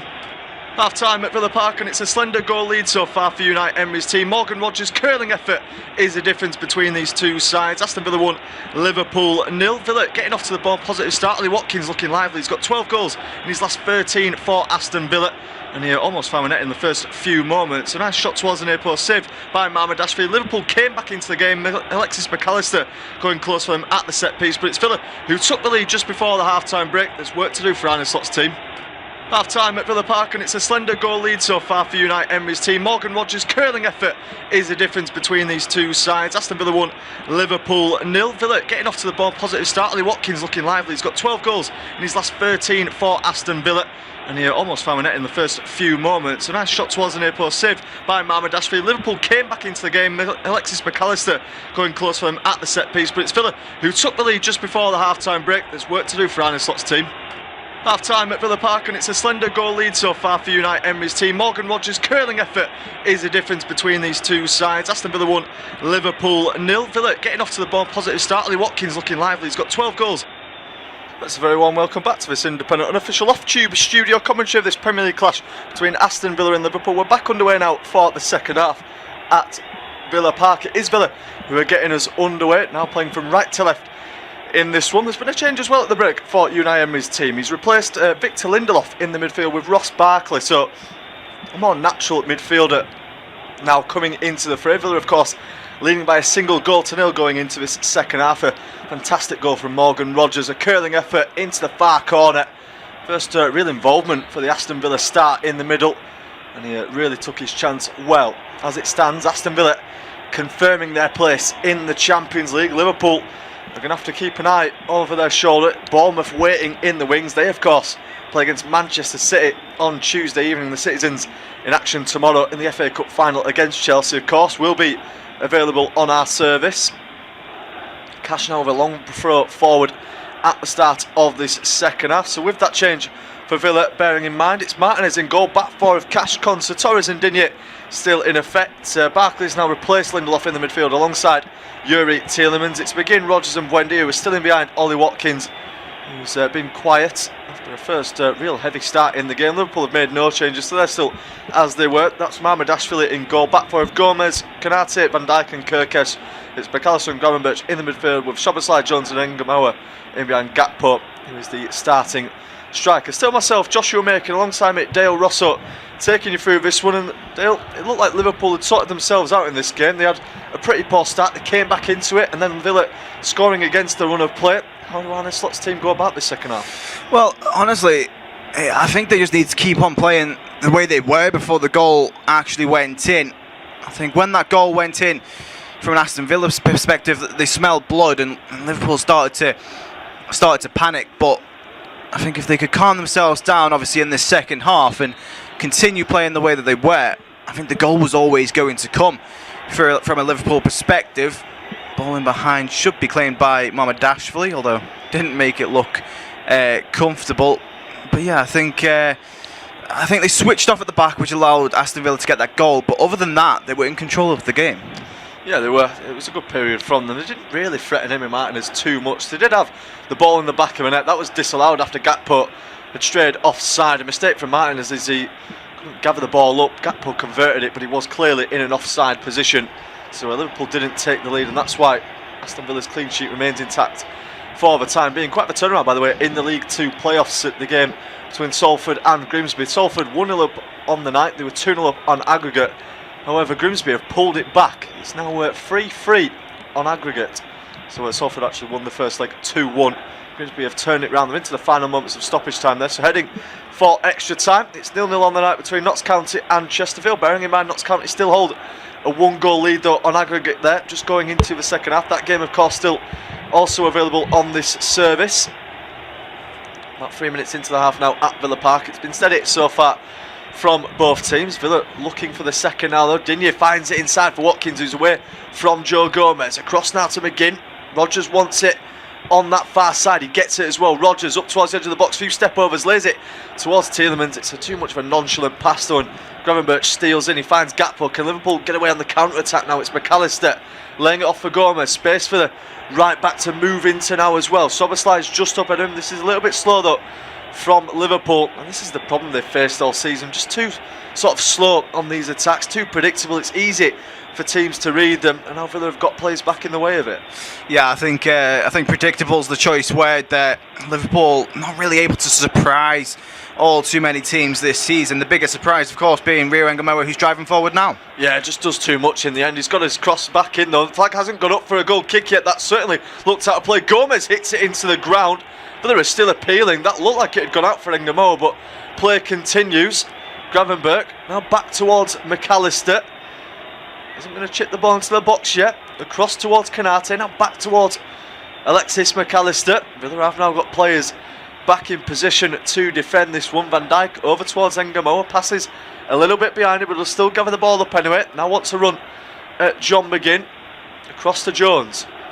Slow and steady again from Liverpool. It's like whenever they pass it to Engamauer though, they finally get that sort of injection of pace. Konate with a ball forward. Gakpo will just about keep that in by the byline at the expense of an Aston Villa throw-in. We'll get another look now at that chance because it was brilliant play down the left from Liverpool's star 17-year-old. We'll see, he gets the better of Matty Cash. You think he's done too much. Might have just gone out, so I think Villa would have had something to say about that. Yeah, they certainly would have had something to say. I think it's obviously from the angle that we see it, it's not straight on, so you can never truly tell if it's gone off or not. It'd definitely be a close one that VAR would have to check. Of course, Liverpool not scoring, and Aston Villa back in possession now. They won't actually have a look at it, but certainly a positive play from Rio Engamara. Definitely was. Liverpool have conceded a throw-in, though. It's right by Aston Villa's corner flag, so maybe a good chance to pen the villains in here.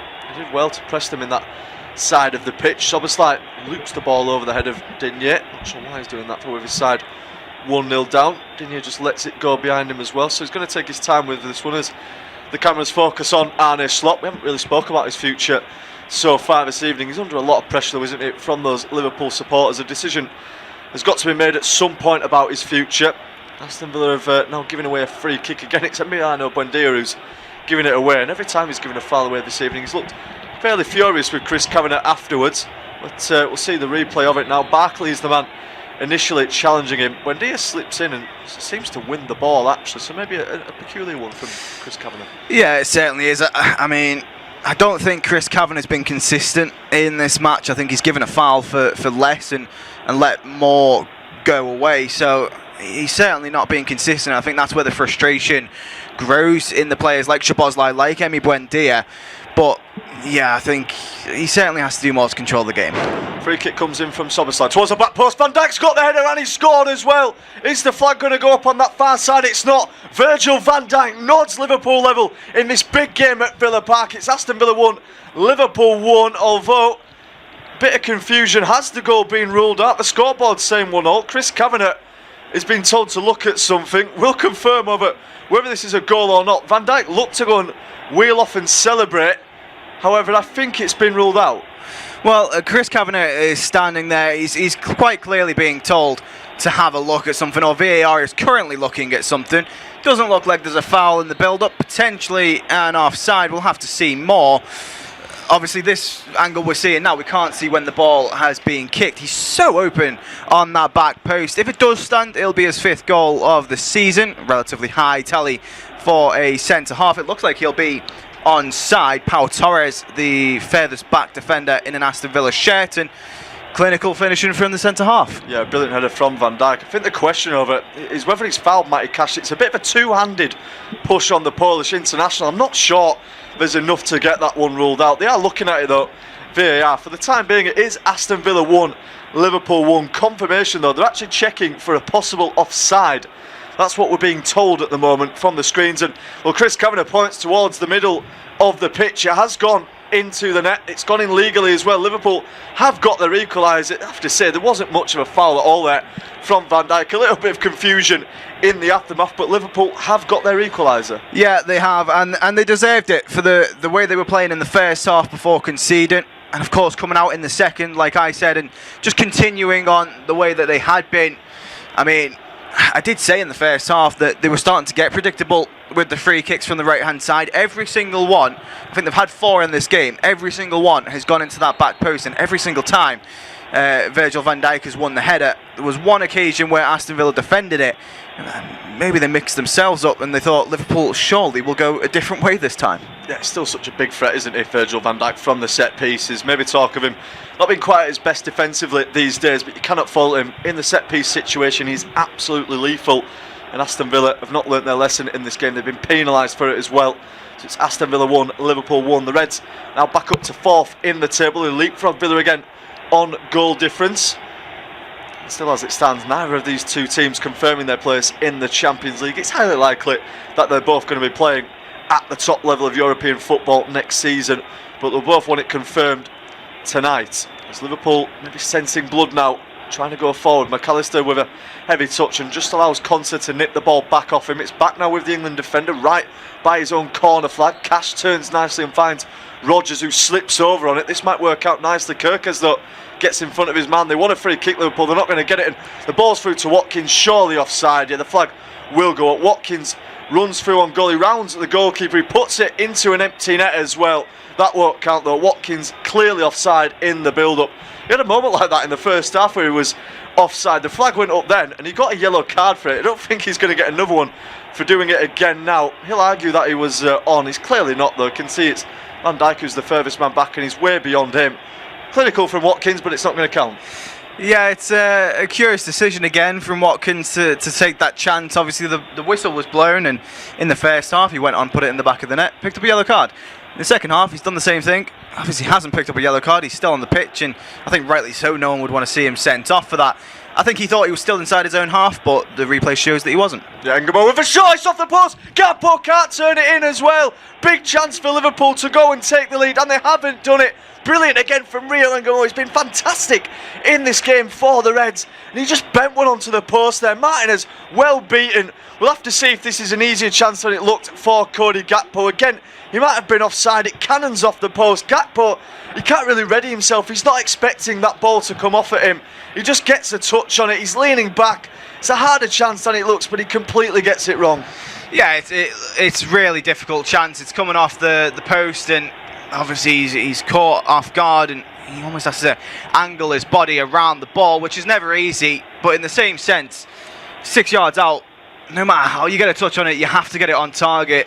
It's really poor from Gakpo. I think he was offside. I think it would have been a similar situation as to when Emi Martinez spilled it. But what a big chance that is for Arne Slot's side to take the lead in this game. Yeah, massive chance indeed there for Liverpool. They've come out well in this second half. 3 shots. Aston Villa haven't had a single effort just yet. So they're really up against it at the moment, the Villains, and they've got a chance though. There's been a slip there. Rodgers across towards Watkins. Can he finish it past Mamardashvili? He can. Ollie Watkins has got his goal. It's 13 in 14 appearances for the English striker, making his case for being in the World Cup squad. A mistake from Liverpool at the back has the ultimate punishment, and Aston Villa retake the lead. Yes, Liverpool switching off at the back, and Ollie Watkins, we said it in the first half, he loves to score against Liverpool. That's his 7th goal in 14 matches against the Reds, and of course Aston Villa wanting to win their final game of the season at home. The mistake, I think, coming from Dominic Szoboszlai. The camera is certainly focusing on the Hungarian. Throwing came in, Szoboszlai slips, and echoes of the number 8 slipping leading to a goal. It's written in the stars there, isn't it? Szoboszlai slipping, allowing Aston Villa to go through and score. Of course, this time the league isn't on the line, but nonetheless, a horrendous mistake. Yeah, it really is. I mean, that is a really cute finish from Ollie Watkins. There's only one place he can put that beyond the goalkeeper, and he finds that far corner. In fine form again is Ollie Watkins. That is so frustrating from a Liverpool perspective. They've been on top in this second half. That's Villa's first chance. They might be in again. Watkins is played through. Chips it over the goalkeeper. No, he hasn't. What a save. That is from Mamardashvili. He comes racing off his line. I think he saved this onto Ollie Watkins as well, so it should be a goal kick for Liverpool. And again, it's a mistake. It's Gravenberch. It just lets it go beyond him. A poor pass to him from Curtis Jones. Buendia slips it in. Watkins clearly onside. Mamardashvili's alert though. He makes a big save. It comes off Watkins last, and Liverpool all of a sudden on the ropes. Yeah, similar to in the first half when they concede, Liverpool have started to panic. They've made so many mistakes in this game that have led to Aston Villa chances. Only the one of them actually being put away by Ollie Watkins, but again Liverpool losing possession and coming forward are Aston Villa. Yeah, Buendia poking it forward. Konate does well this time. He gets himself in front of Watkins and he wins a free kick as well, much to the dismay of the whole end. It's going to boil over now as well. Watkins shoves Konate to the ground in the aftermath. He's on a yellow card as well. He's got to be careful in those situations. Konate tried to make the most of it as well. He squares up to Watkins on the follow-up. Chris Kavanagh has got a bit of a decision to make here. It's rather needless from Ollie Watkins, who's looking like he could go and score a brace here. It's all over the back of Watkins. It's not the initial skirmish that's going to get him booked again. I don't think he's going to get a second yellow card for that. He sort of throws Konate a little bit, but I don't think there's enough in it. No, I don't think there is either. And the cynic in me thinks that Konate's gone to ground. He's looked to the referee thinking, he's just threw me to the ground. He's already on a yellow card. He's then gestured to the referee, obviously, for the yellow card, and the cynic in me thinks he's trying to get him to engage in a little bit of a back and forth, Watkins, to try and obviously bait him into making a gesture towards him to get that yellow card. I think Konate was trying to be clever there. Yeah, can see what he was trying there from the off. We're up to the hour mark though now in this game, and what a second half it's been so far. This game has exploded into life. It was a decent enough first half, but been treated so far in this opening 15 minutes of the second 45. Can Liverpool hit back though now? They started the second half so well. They got that equalising goal through Virgil van Dijk, and they were on top once more, but just again allowing Villa in. But they could be on the attack now. Szoboszlai looking to amend for that mistake. He's just run into an Aston Villa wall though on the edge of the box, and Barkley can now bring it away. The former Evertonian, of course, playing against Liverpool. He'd love to get on the score sheet in this game. McGinn across now to Tielemans in the centre. Now finds Torres on the edge of his own box. Szoboszlai is leading the press at the moment for our Slot's team, who find themselves 2-1 down. Martinez will eventually send it long though, looking for the run of Ollie Watkins. There's two men round him. He tries to be clever and just sort of loop it over Canate. Can't quite manage it in the end. It's out for a throw-in, which Canate will lay off, saying that that goal is really the perfect metaphor, isn't it, for Liverpool's season so far. On top, and then just a costly mistake. It's not even a forced error there. Szoboszlai just slips over. I mentioned it earlier in the first half. The pitch did look a little bit wet in that sort of regard. A few players were slipping over, and it's led to a direct goal as a result of it. Joe Gomez furious with his players, by the way, at the moment. He wants to take this throw in, and no one's moving for him. Eventually lobs it to McAllister. Villa run it back though. Digne finding Rodgers, knocks it down for Tielemans, but is passing to the centre, stuffed out by McAllister. Szoboszlai then goes onto his knees after appearing to be fouled. It's not going to be given though. Gomez goes through the back there of Buendia. He's going to pick up a yellow card as well for his troubles. First booking of the night for Liverpool when it goes to their number 2. Yeah, Joe Gomez picking up the yellow card, and I think rightly so. He doesn't really have any reason to be bombing forward to try and win the ball there. He never really had a chance of getting it either. And yeah, it's just a poor decision all around for the Liverpool fullback. Yeah, 4th yellow card of the season for Joe Gomez. A well-deserved one as well. Can see what Buendia is doing. He sees him charging at him.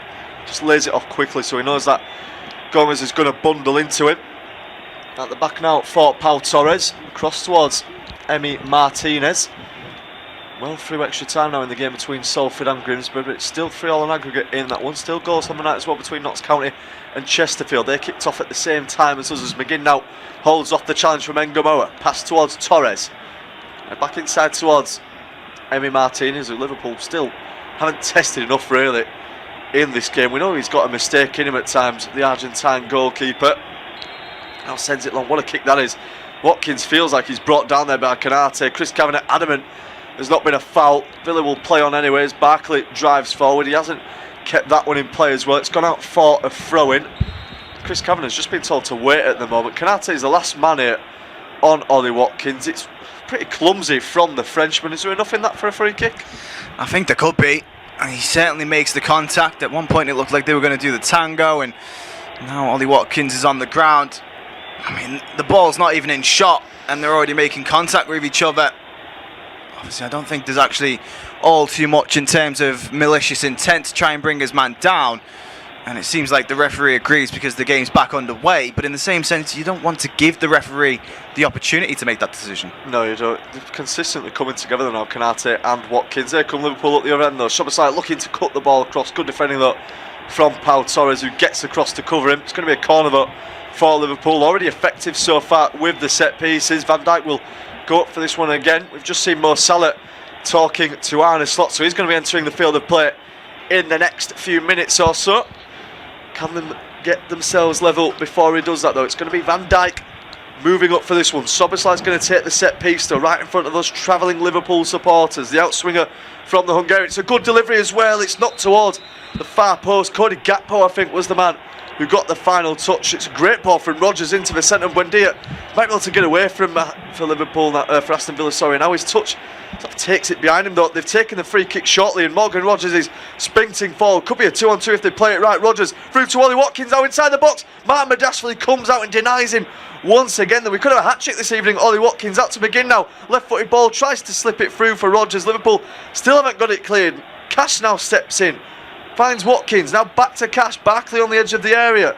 Of course, scored in that 7-2 win against Liverpool. The last time Aston Villa beat the Scousers in the Premier League. Tielemans now across for Pau Torres. This attack slightly breaking down, just filtering down for the time being. But once again, Ollie Watkins looking dangerous. I'll get Dale's thoughts on that in just a moment as Villa have moved forward again. Barkley now across towards Cash.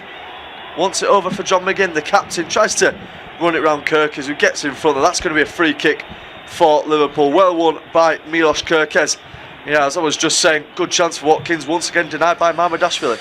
Yeah, it was a really, really good chance for Ollie Watkins, and it was a lovely passing behind to find the English striker. John McGinn has given away a foul and picked up a yellow card, by the way. But yeah, I think obviously Mamardashvili was also helped out by the fact that he did have, I think it was Virgil van Dijk tracking back and essentially making the wall in front of the goal a lot bigger and a lot much more of a difficult finish for Watkins, but nonetheless it was still a brilliant chance, and Liverpool have made 2 changes. It seems like Gravenberch has come off for Florian Wirtz, and Joe Gomez has gone off for Federico Chiesa. Yeah, they certainly have. We thought it was Mo Salah, didn't we?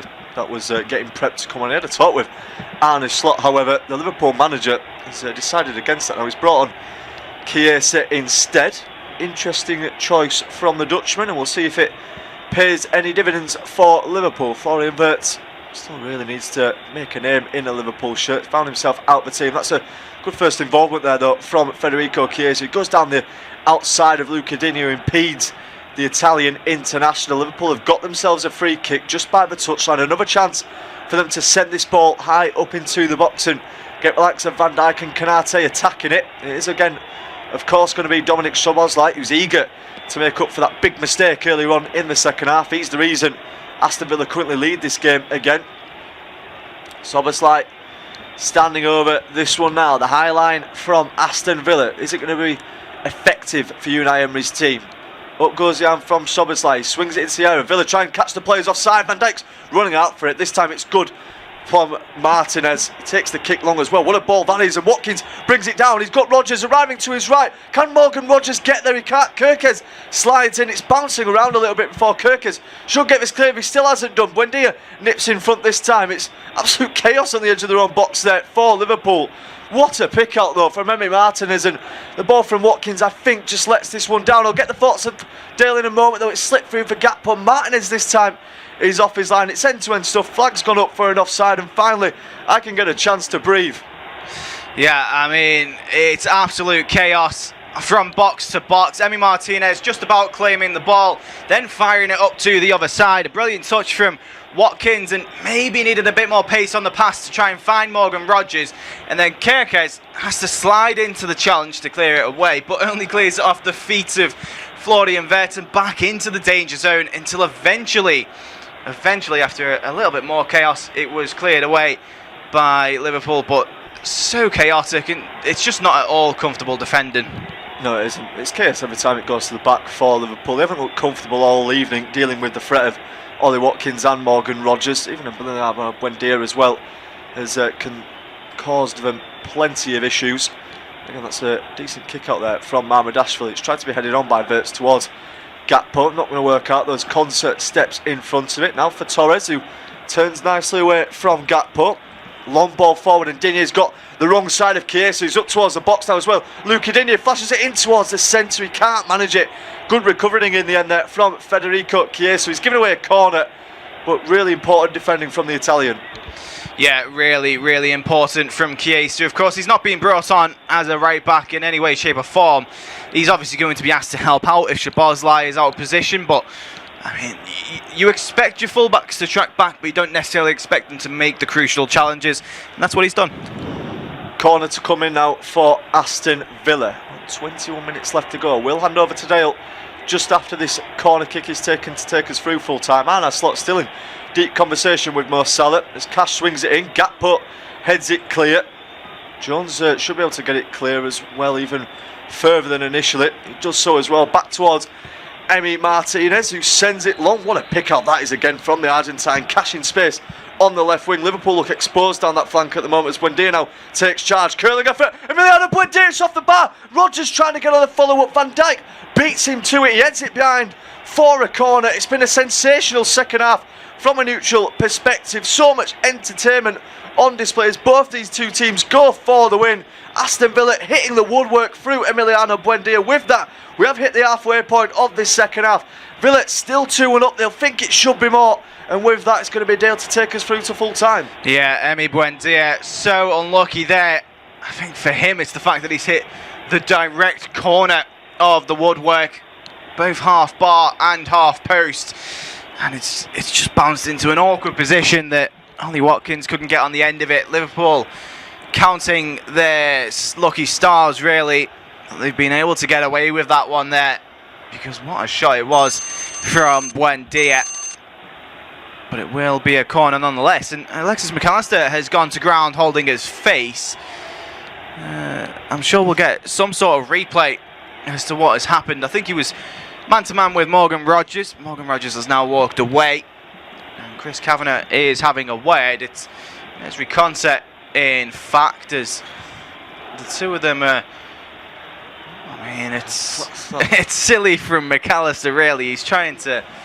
he's pantomimed a touch to the face there, but in the same sense of what we were saying earlier with Ibrahima Konate, with his challenge on Ollie Watkins, you don't want to give the referee any reason. You don't want to give Mac Allister a reason to go down to ground and obviously make the most of it.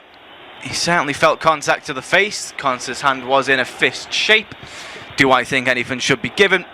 Probably not, but it's a decision nonetheless. Yeah, it's probably a bit needless from Reconce. I mean, Mac Allister initiates this. It's just a bit of pushing and shoving. He's still down on the deck as well, I should say.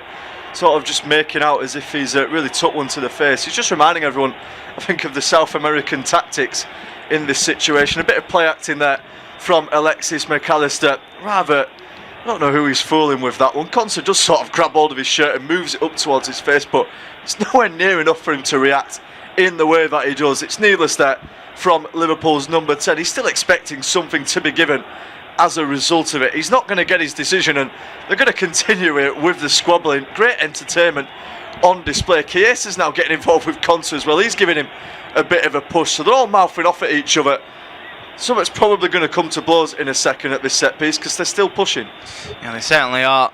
Still Konce on Mac Allister, which I would say is a bit of a mismatch in terms of physical stature. Mentally, Mac Allister could take anyone on as the ball comes into the area, headed away by Szoboszlai in the volley, and Mamardashvili with a double, not a triple save though, and it is in the back of the net, and it's that man again, Ollie Watkins, to put it into the bottom corner. That should be game done. I was just about to say what a brilliant double save it was from Mamardashvili, and it still is, but the fact that he's knocked it back into the path of Ollie Watkins has let himself down, and Aston Villa find themselves 3-1 to the good. Well, we're going to have to check the replays out to see if there's an offside in this one. I initially thought as one of them just strayed offside. The celebration from Watkins tells you otherwise. He's convinced that that's onside. Big celebrations from Aston Villa, and rightfully so. The Liverpool inquest is going to continue. Mamardashvili, I don't think, can blame himself at all for that. When he's made two fantastic saves there, he's been let down by his defence, who haven't reacted. Ollie Watkins has reacted, so has Pau Torres, who probably should score initially. We're going to see the replay now. There's so much pushing and shoving going on inside this box. It's like the Arsenal West Ham game when Willison's goal's rolled out. Tielemans hits it onside. It's clearly onside. It's Federico Chiesa. I have no idea why he's standing in that position. He's so far away from his other teammates. It's clearly onside. Watkins knows this as well. Linesman is right in line with it. The first save from Mamardashvili, you can probably say, is poor from Tielemans.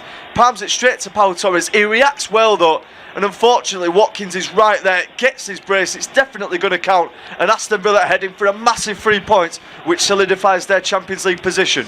Yes, and of course their first win against Liverpool since 2020, and it's unfortunate for Federico Chiesa. He's almost caught watching the ball, really. He wants to obviously get involved and try and put in a challenge, but the fact is that he's too far away to do so, and the best course of action he could have took was to step up with the rest of his team. He's caught flat-footed, he's caught watching the ball, and in the end I would say it's a mistake from the Italian to have stayed there and played those two Aston Villa men on side. Liverpool have made that third change now that we thought was going to happen earlier. Mohamed Salah on and Cody Gakpo off. And just on that point of Chiesa being on the pitch, interestingly, it's going to be the most minutes he's got all season, except for when he started the matches in the Premier League. Only one start for Liverpool this season. I mean, it'll be the most minutes, but maybe he didn't want them. Yeah, maybe he didn't in this sort of situation. He wants to come in and play an attacking part, but he's I mean, he's having to play a position that he's not used to as well. It's square pegs in round holes, again, isn't it, as far as Liverpool are concerned, and it's just not really going to help them. Mohamed Salah on for Cody Gakpo, a change that's probably been way overdue in this game. I just can't see what Cody Gakpo is currently bringing to this Liverpool team. He's not a striker, he doesn't know how to lead the line, and why even waste that time on him, really? They've obviously been really unfortunate with injuries and they've had to sort of shift players around, but Cody Gakpo clearly is probably not the answer, as most Liverpool fans will tell you. And their miserable season looks set to continue. They're still probably going to get Champions League at the end of it, but it's been a really poor campaign for Liverpool. They've lost 11 Premier League games this season. It's on course to be 12. The last time they lost more was the 2014-15 season. Really horrid campaign as far as they're concerned. They're still going to probably end up with Champions League football, but I don't think that's going to be the focus. There has to be a big decision made this summer. Yeah, there certainly does, and I think if, in terms of the manager, as it stands, it seems if they get Premier League football, he may have bought himself another season, or at least to see how things turn around at the start of next season. Of course, the way it talks about Xabi Alonso, of course, he's now involved with potential rumours around Chelsea as well. And of course, Liverpool on course to, well, not on course to, but very close to conceding the most goals in a season since the start of the EPL. Only 3 goals away. They've currently conceded 93, the record being 96, and they're certainly not the records you would want to break in your second season as a Liverpool manager. And the ball now played out towards this right-hand side. Interesting to note that it's Chiesa who's moved into the middle and Mohamed Salah on his trusted right-hand side. Back towards Jones, who seems to have filled in at right back. Back to Jones now on the underlap, ball across goal. Headed away by Ezri Konsa. Out to Digne, and now Watkins. And it's a dangerous pass back that's been picked up by Vert. Cuts in on his left foot. Sliding challenge from Yuri Tillemans, and it will go out and behind for a corner kick. Liverpool amping up the pressure. They need to get a goal back in this game if they want to get any result from this match. It will be Mohamed Salah's left-footed in-swinging delivery. Virgil van Dijk decides to stand on the goalkeeper, as well as Ibrahima Konate, as Salah puts the ball into the area, headed away by McGinn. Out to the edge of the penalty area as Florian Wirtz had to slide to make sure he kept possession, but he did so legally, says Chris Kavanagh. As Mohamed Salah now on this right-hand side, doubled up on, so he plays it in towards Szoboszlai. The Hungarian twisting and turning, finding Mohamed Salah on this right-hand side. Now to Vert on the edge of the area. Salah, ball into the box, looking for Konate, but it's easily claimed by Martinez, and just a little flat-footed there overall, I think, from Liverpool. No real urgency to get a ball into the box or get a shot away. Yeah, just look out of ideas, don't they, really? They don't look convincing. That third goal really has sort of knocked the steam out of them. They have produced some sort of reaction, which was the bare minimum in this case. You just saw it with Florian Wirtz there as well on the byline, and I can't help but think Florian Wirtz in a Germany shirt probably does better in that situation, but in a Liverpool shirt he just looks lost on the side there. It's like he's waiting for someone to make the run and just doesn't really know what to do with it. Liverpool will come forward again. Nice flick, you think, there from Chiesa. Wirtz is still working hard, but Villa are going to be able to get away on the counter-attack. Yeah, and they look to carry it forward. Virgil van Dijk stood up to knock it back a few yards, but Yuri Tillemans has kept possession. Well, he's just lost it, so maybe not so well as I was about to tout him for, as Rio Wengamoa drifting, twisting, turning inside the area, lays it off once more to Szoboszlai. Maybe Szoboszlai got in his way there a bit, but Rio Wengamoa lightning with the ball there. Yeah, absolutely brilliant again from the young Englishman, and that's that spark he provides. He's been fairly quiet in the second half, especially compared to the first, but he's just one of those players where whenever he does get the ball, he sort of makes you get excited. He makes you sort of get off your seat, doesn't it? The burst of pace that he has is fantastic to watch for a player of his age. Maybe, again, as we were saying in the first half, just guilty of hanging on to it a little bit too much. Once again, that's going to come with time, but in this game, Liverpool don't have time. Yeah, they certainly don't. 2 goals needed to even level the tie. Aston Villa inside their own half, just trying to come forward now. Liverpool this season, though, have conceded more than 50 goals in a 38 Premier League campaign for the first time ever. So clearly not doing all too well at the back. I mean, there was already concerns, but when you are breaking records such as that, it's just a damning sign for Arne Slot in his tenure. Of course, it started so brightly for him, winning the league after successing Jurgen Klopp, and I think Liverpool fans thought they'd be alright for the next 10 years. But now it is the transition turmoil that people expected in that first season. Szoboszlai coming forward, takes a heavy touch, so he'll lose out on possession to Aston Villa. But yeah, I think, as you said, decisions are going to have to be made. I don't think they're going to make one before the start of next season. I think he will be given at least the transfer window, or the decision's already been made and they're waiting until the end of the season to declare it. Yeah, well, they need transparency, don't they, with the supporters in this ground. It's such an important decision to make. I mean, do you stick with Arne Slot? Has he still got enough credit in the bank with that Premier League title, or has he just sort of let it all evaporate at this point? You get the sense that the fans are really starting to turn against him. They want to change. They probably want to see Xabi Alonso given the job at the club, but there's other clubs who are interested as well, so they've got to move quickly. Liverpool, they've got to be firm with the decision. They've got to back Slot, and they've got to get rid of him. They can't, wait on this decision. It's so important for the future of the club. They're in again, though, down the right now.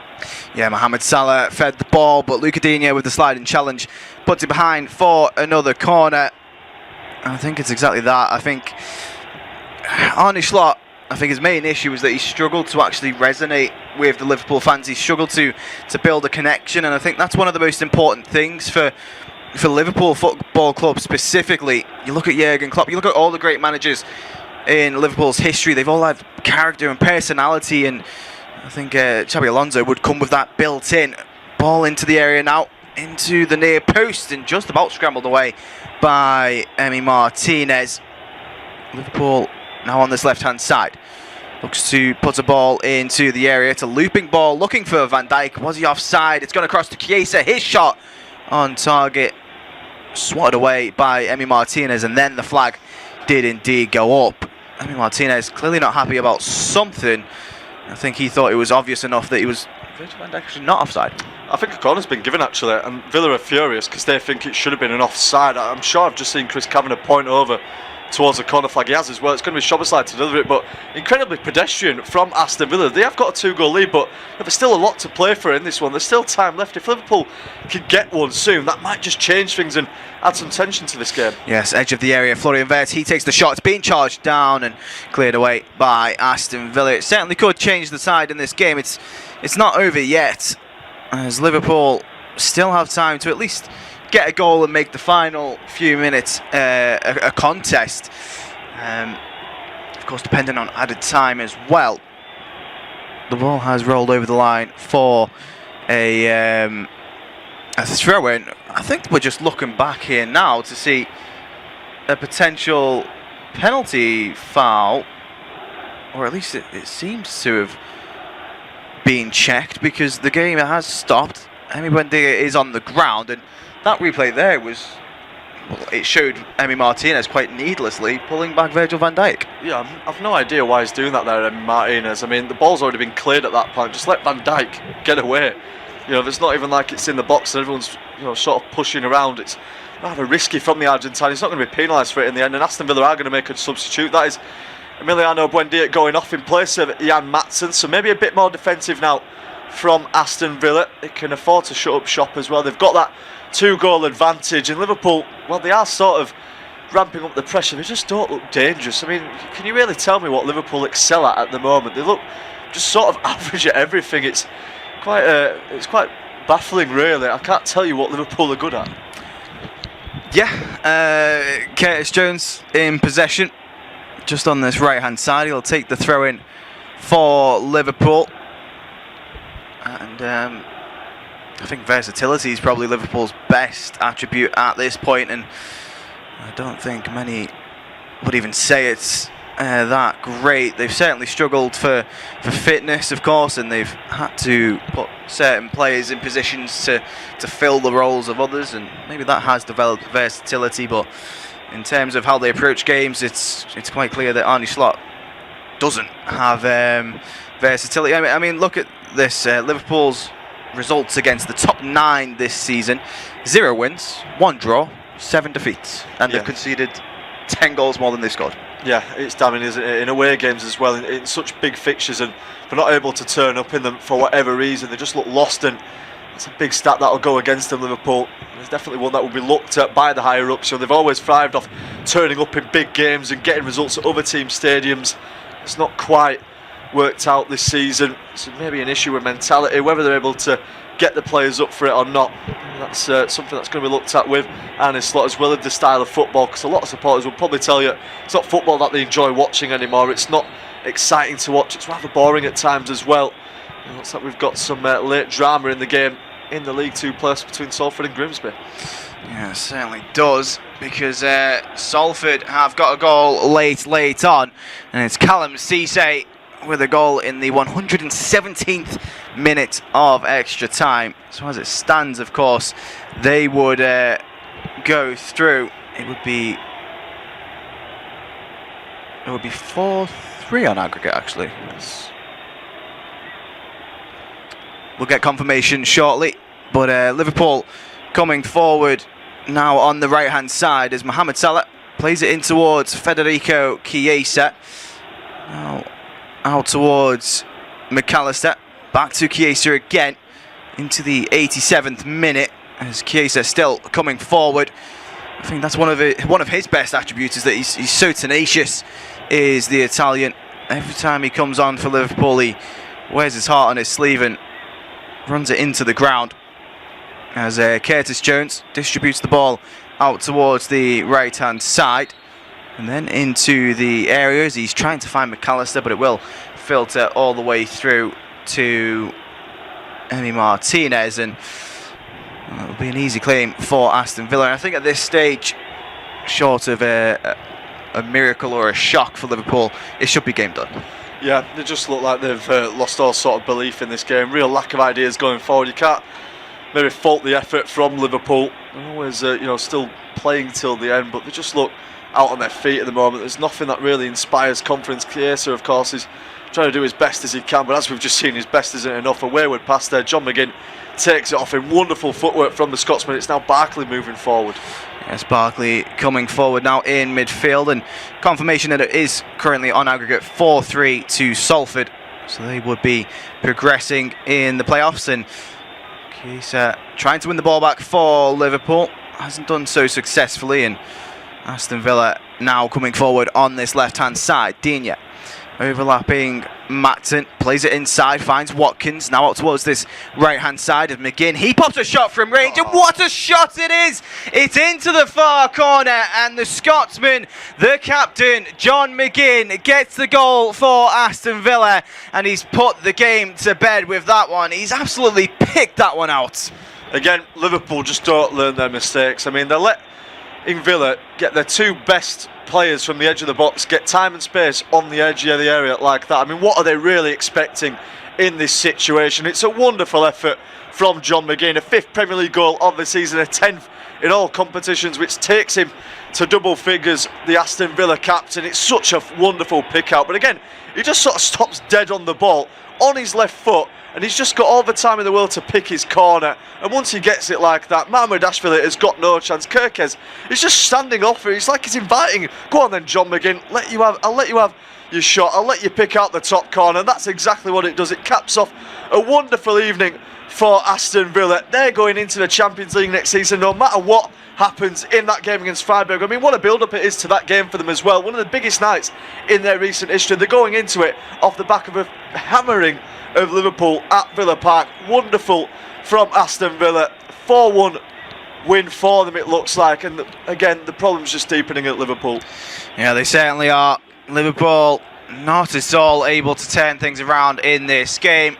Aston Villa were warming up Douglas Luiz to come onto the pitch. Whether or not that's still going to happen, I'm not too sure, because they've won this game. They've been the better side, and they certainly deserve to be ahead. It seems like John McGinn, well, that was his last action in the match, because he's made his way off. So has Yorid Tielemans. So 2 substitutions for Aston Villa. Coming on in favour of them is Jadon Sancho and Douglas Luiz.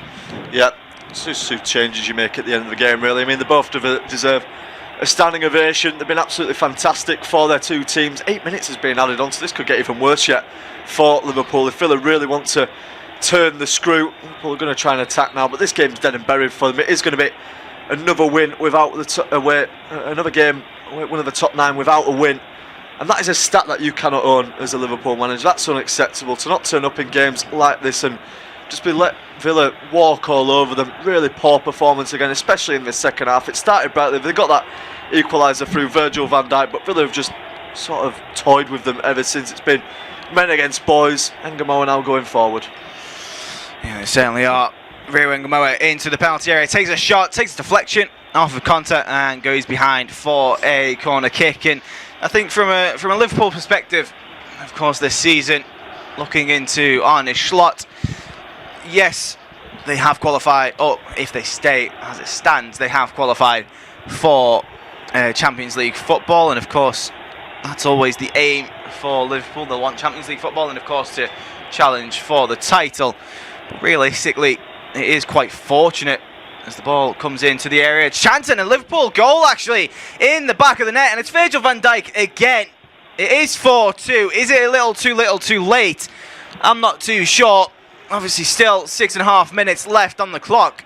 The goal coming as a bit of a surprise. It was more of a floated ball into the box and an open header for Virgil van Dijk. Yeah, it's definitely onside, and I've just talked about Liverpool not learning from their sort of mistakes in this game against Aston Villa. Well, Aston Villa have done it the other way around. That's twice now they've let Virgil van Dijk have a free header pretty much in the box, and he's such a formidable centre half in that position. It's a wonderful header. They're checking something. It's definitely not offside, so maybe it's for a free kick or something like that. It didn't look obvious at the time, but again, Virgil van Dijk becomes the second player in this game to secure a brace.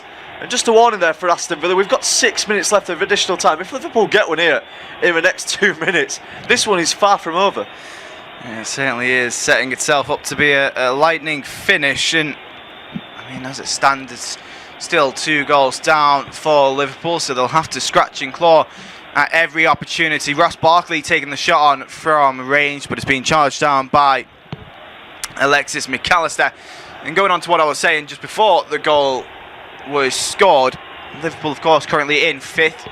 It is a Champions League spot this season, and of course they would have adapted how they were playing to make sure they were getting Champions League with it being 5th. But I think a lot of fans will still look at it as quite fortunate that 5th got a Champions League spot this season, and obviously they want to be challenging for the title. They don't necessarily have to be winning it, but they certainly want to be challenging every season, and they certainly haven't done that this season as Liverpool tried to get the ball away from their own area. Aston Villa in possession. Sancho out towards this right hand side, finds Watkins. Looked like he wanted to play the pass out towards the right hand side, but just wasn't able to make it happen.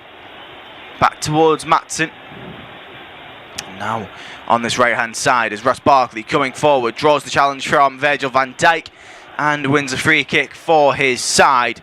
I think Aston Villa switched off at the back, but they're still the better team in this game, and I think they're starting to show it again. Yeah, they still look like scoring every time they go forward. Ross Barkley's been pretty good actually since coming on at the break. Wonderful run there, and Van Dijk is incensed at his teammates. I mean, no one comes across. They all just sort of pull out of the challenges the weak, and that's what he's saying to his teammates there, the Liverpool captain. He's furious with how they've gone about it, and in the end he just fouls Barkley. He's not going to go into the book as a result of it. Maybe lucky not to do so. Villa have got this set piece. We're halfway through the 8 minutes that were added on. Can Villa restore their 3-goal cushion?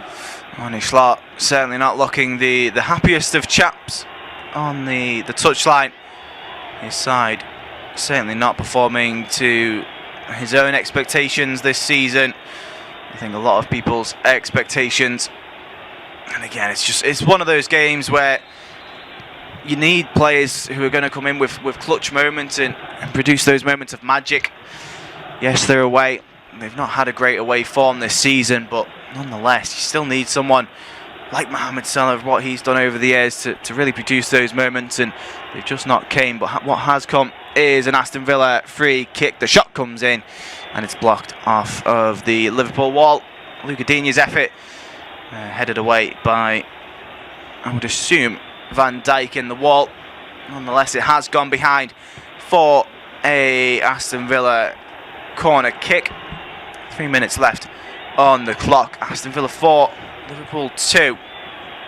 And it's just a matter of time now until that final whistle goes and Aston Villa have secured themselves in Champions League football, regardless of what occurs in the Europa League final in the midweek,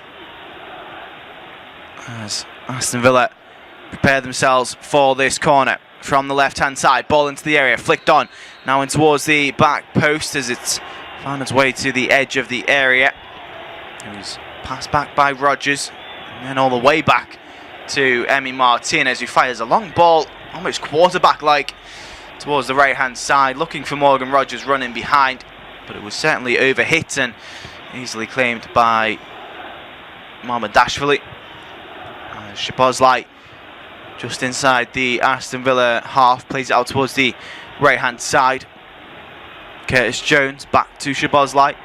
He'll play it back to Kanate once more. The Frenchman taking a touch and then back to Shabozlai.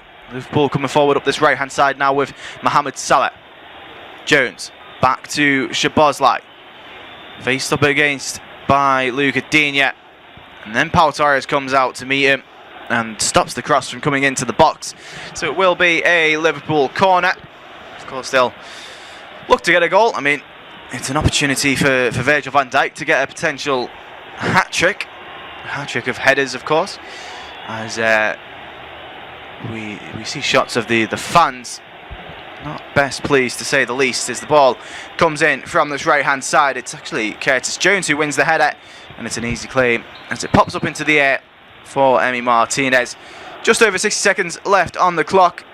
Ian Matson has been played forward up on the right-hand side, and Rio Ngamoa with the defensive challenge puts it behind for a throw-in. Aston Villa certainly have been the better side, I think, for the majority of the 90. I think Liverpool had two spells of possession where they looked like they'd be threatening. Didn't get a goal for the first chunk, got one goal for the second, but overall Aston Villa have just been so much more efficient. Yeah, they have. I mean, they have been the dominant side for a lot of this game, but even when Liverpool were on top, and you always get that sense that Villa can just score at any moment, it comes from a Liverpool mistake as well, and that's where this game has probably been won and lost. That mistake from Szoboszlai, absolutely crucial in allowing Villa to get back in front. They didn't really look back ever since that chance. Liverpool have got one back to make the scoreline a little bit more respectable, but there's too many weak players in that team, isn't there, for Liverpool? The heads go too easily for a team that wants to be fighting at the top of the league and wants to be challenging for the title on a consistent basis. There needs to be a lot of issues addressed in the summer. Throwing now for Curtis Jones. And Curtis Jones takes the throw, but Chris Kavanagh will blow his whistle for full time. So of course, goals coming in the first half as Aston Villa led by 1-0 thanks to Morgan Rodgers' effort from the edge of the area. Van Dijk then thought that he'd equalised for Liverpool. Well, he had equalised, but not for long thanks to the goals from Ollie Watkins and John McGinn, which made it 4-1. And then one more goal from Virgil van Dijk. More of a consolation than anything else. Means at full time it was Aston Villa 4, Liverpool 2.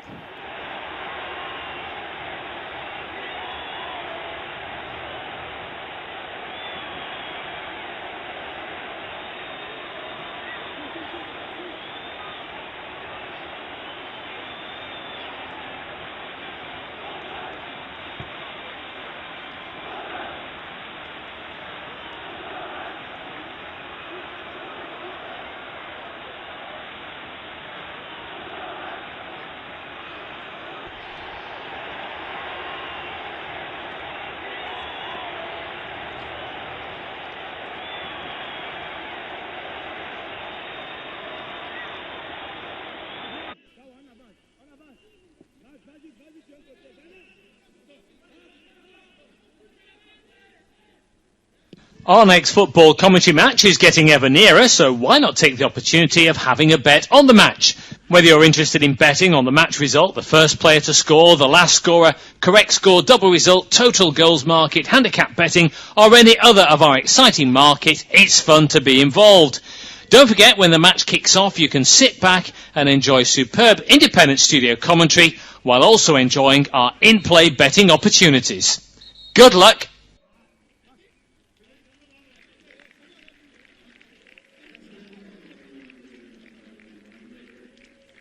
Our next football commentary match is getting ever nearer, so why not take the opportunity of having a bet on the match? Whether you're interested in betting on the match result, the first player to score, the last scorer, correct score, double result, total goals market, handicap betting, or any other of our exciting market, it's fun to be involved.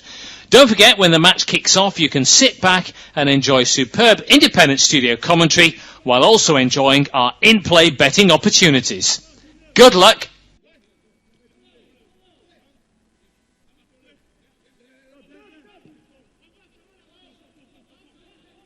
Our next football commentary match is getting ever nearer, so why not take the opportunity of having a bet on the match? Whether you're interested in betting on the match result, the first player to score, the last scorer, correct score, double result, total goals market, handicap betting,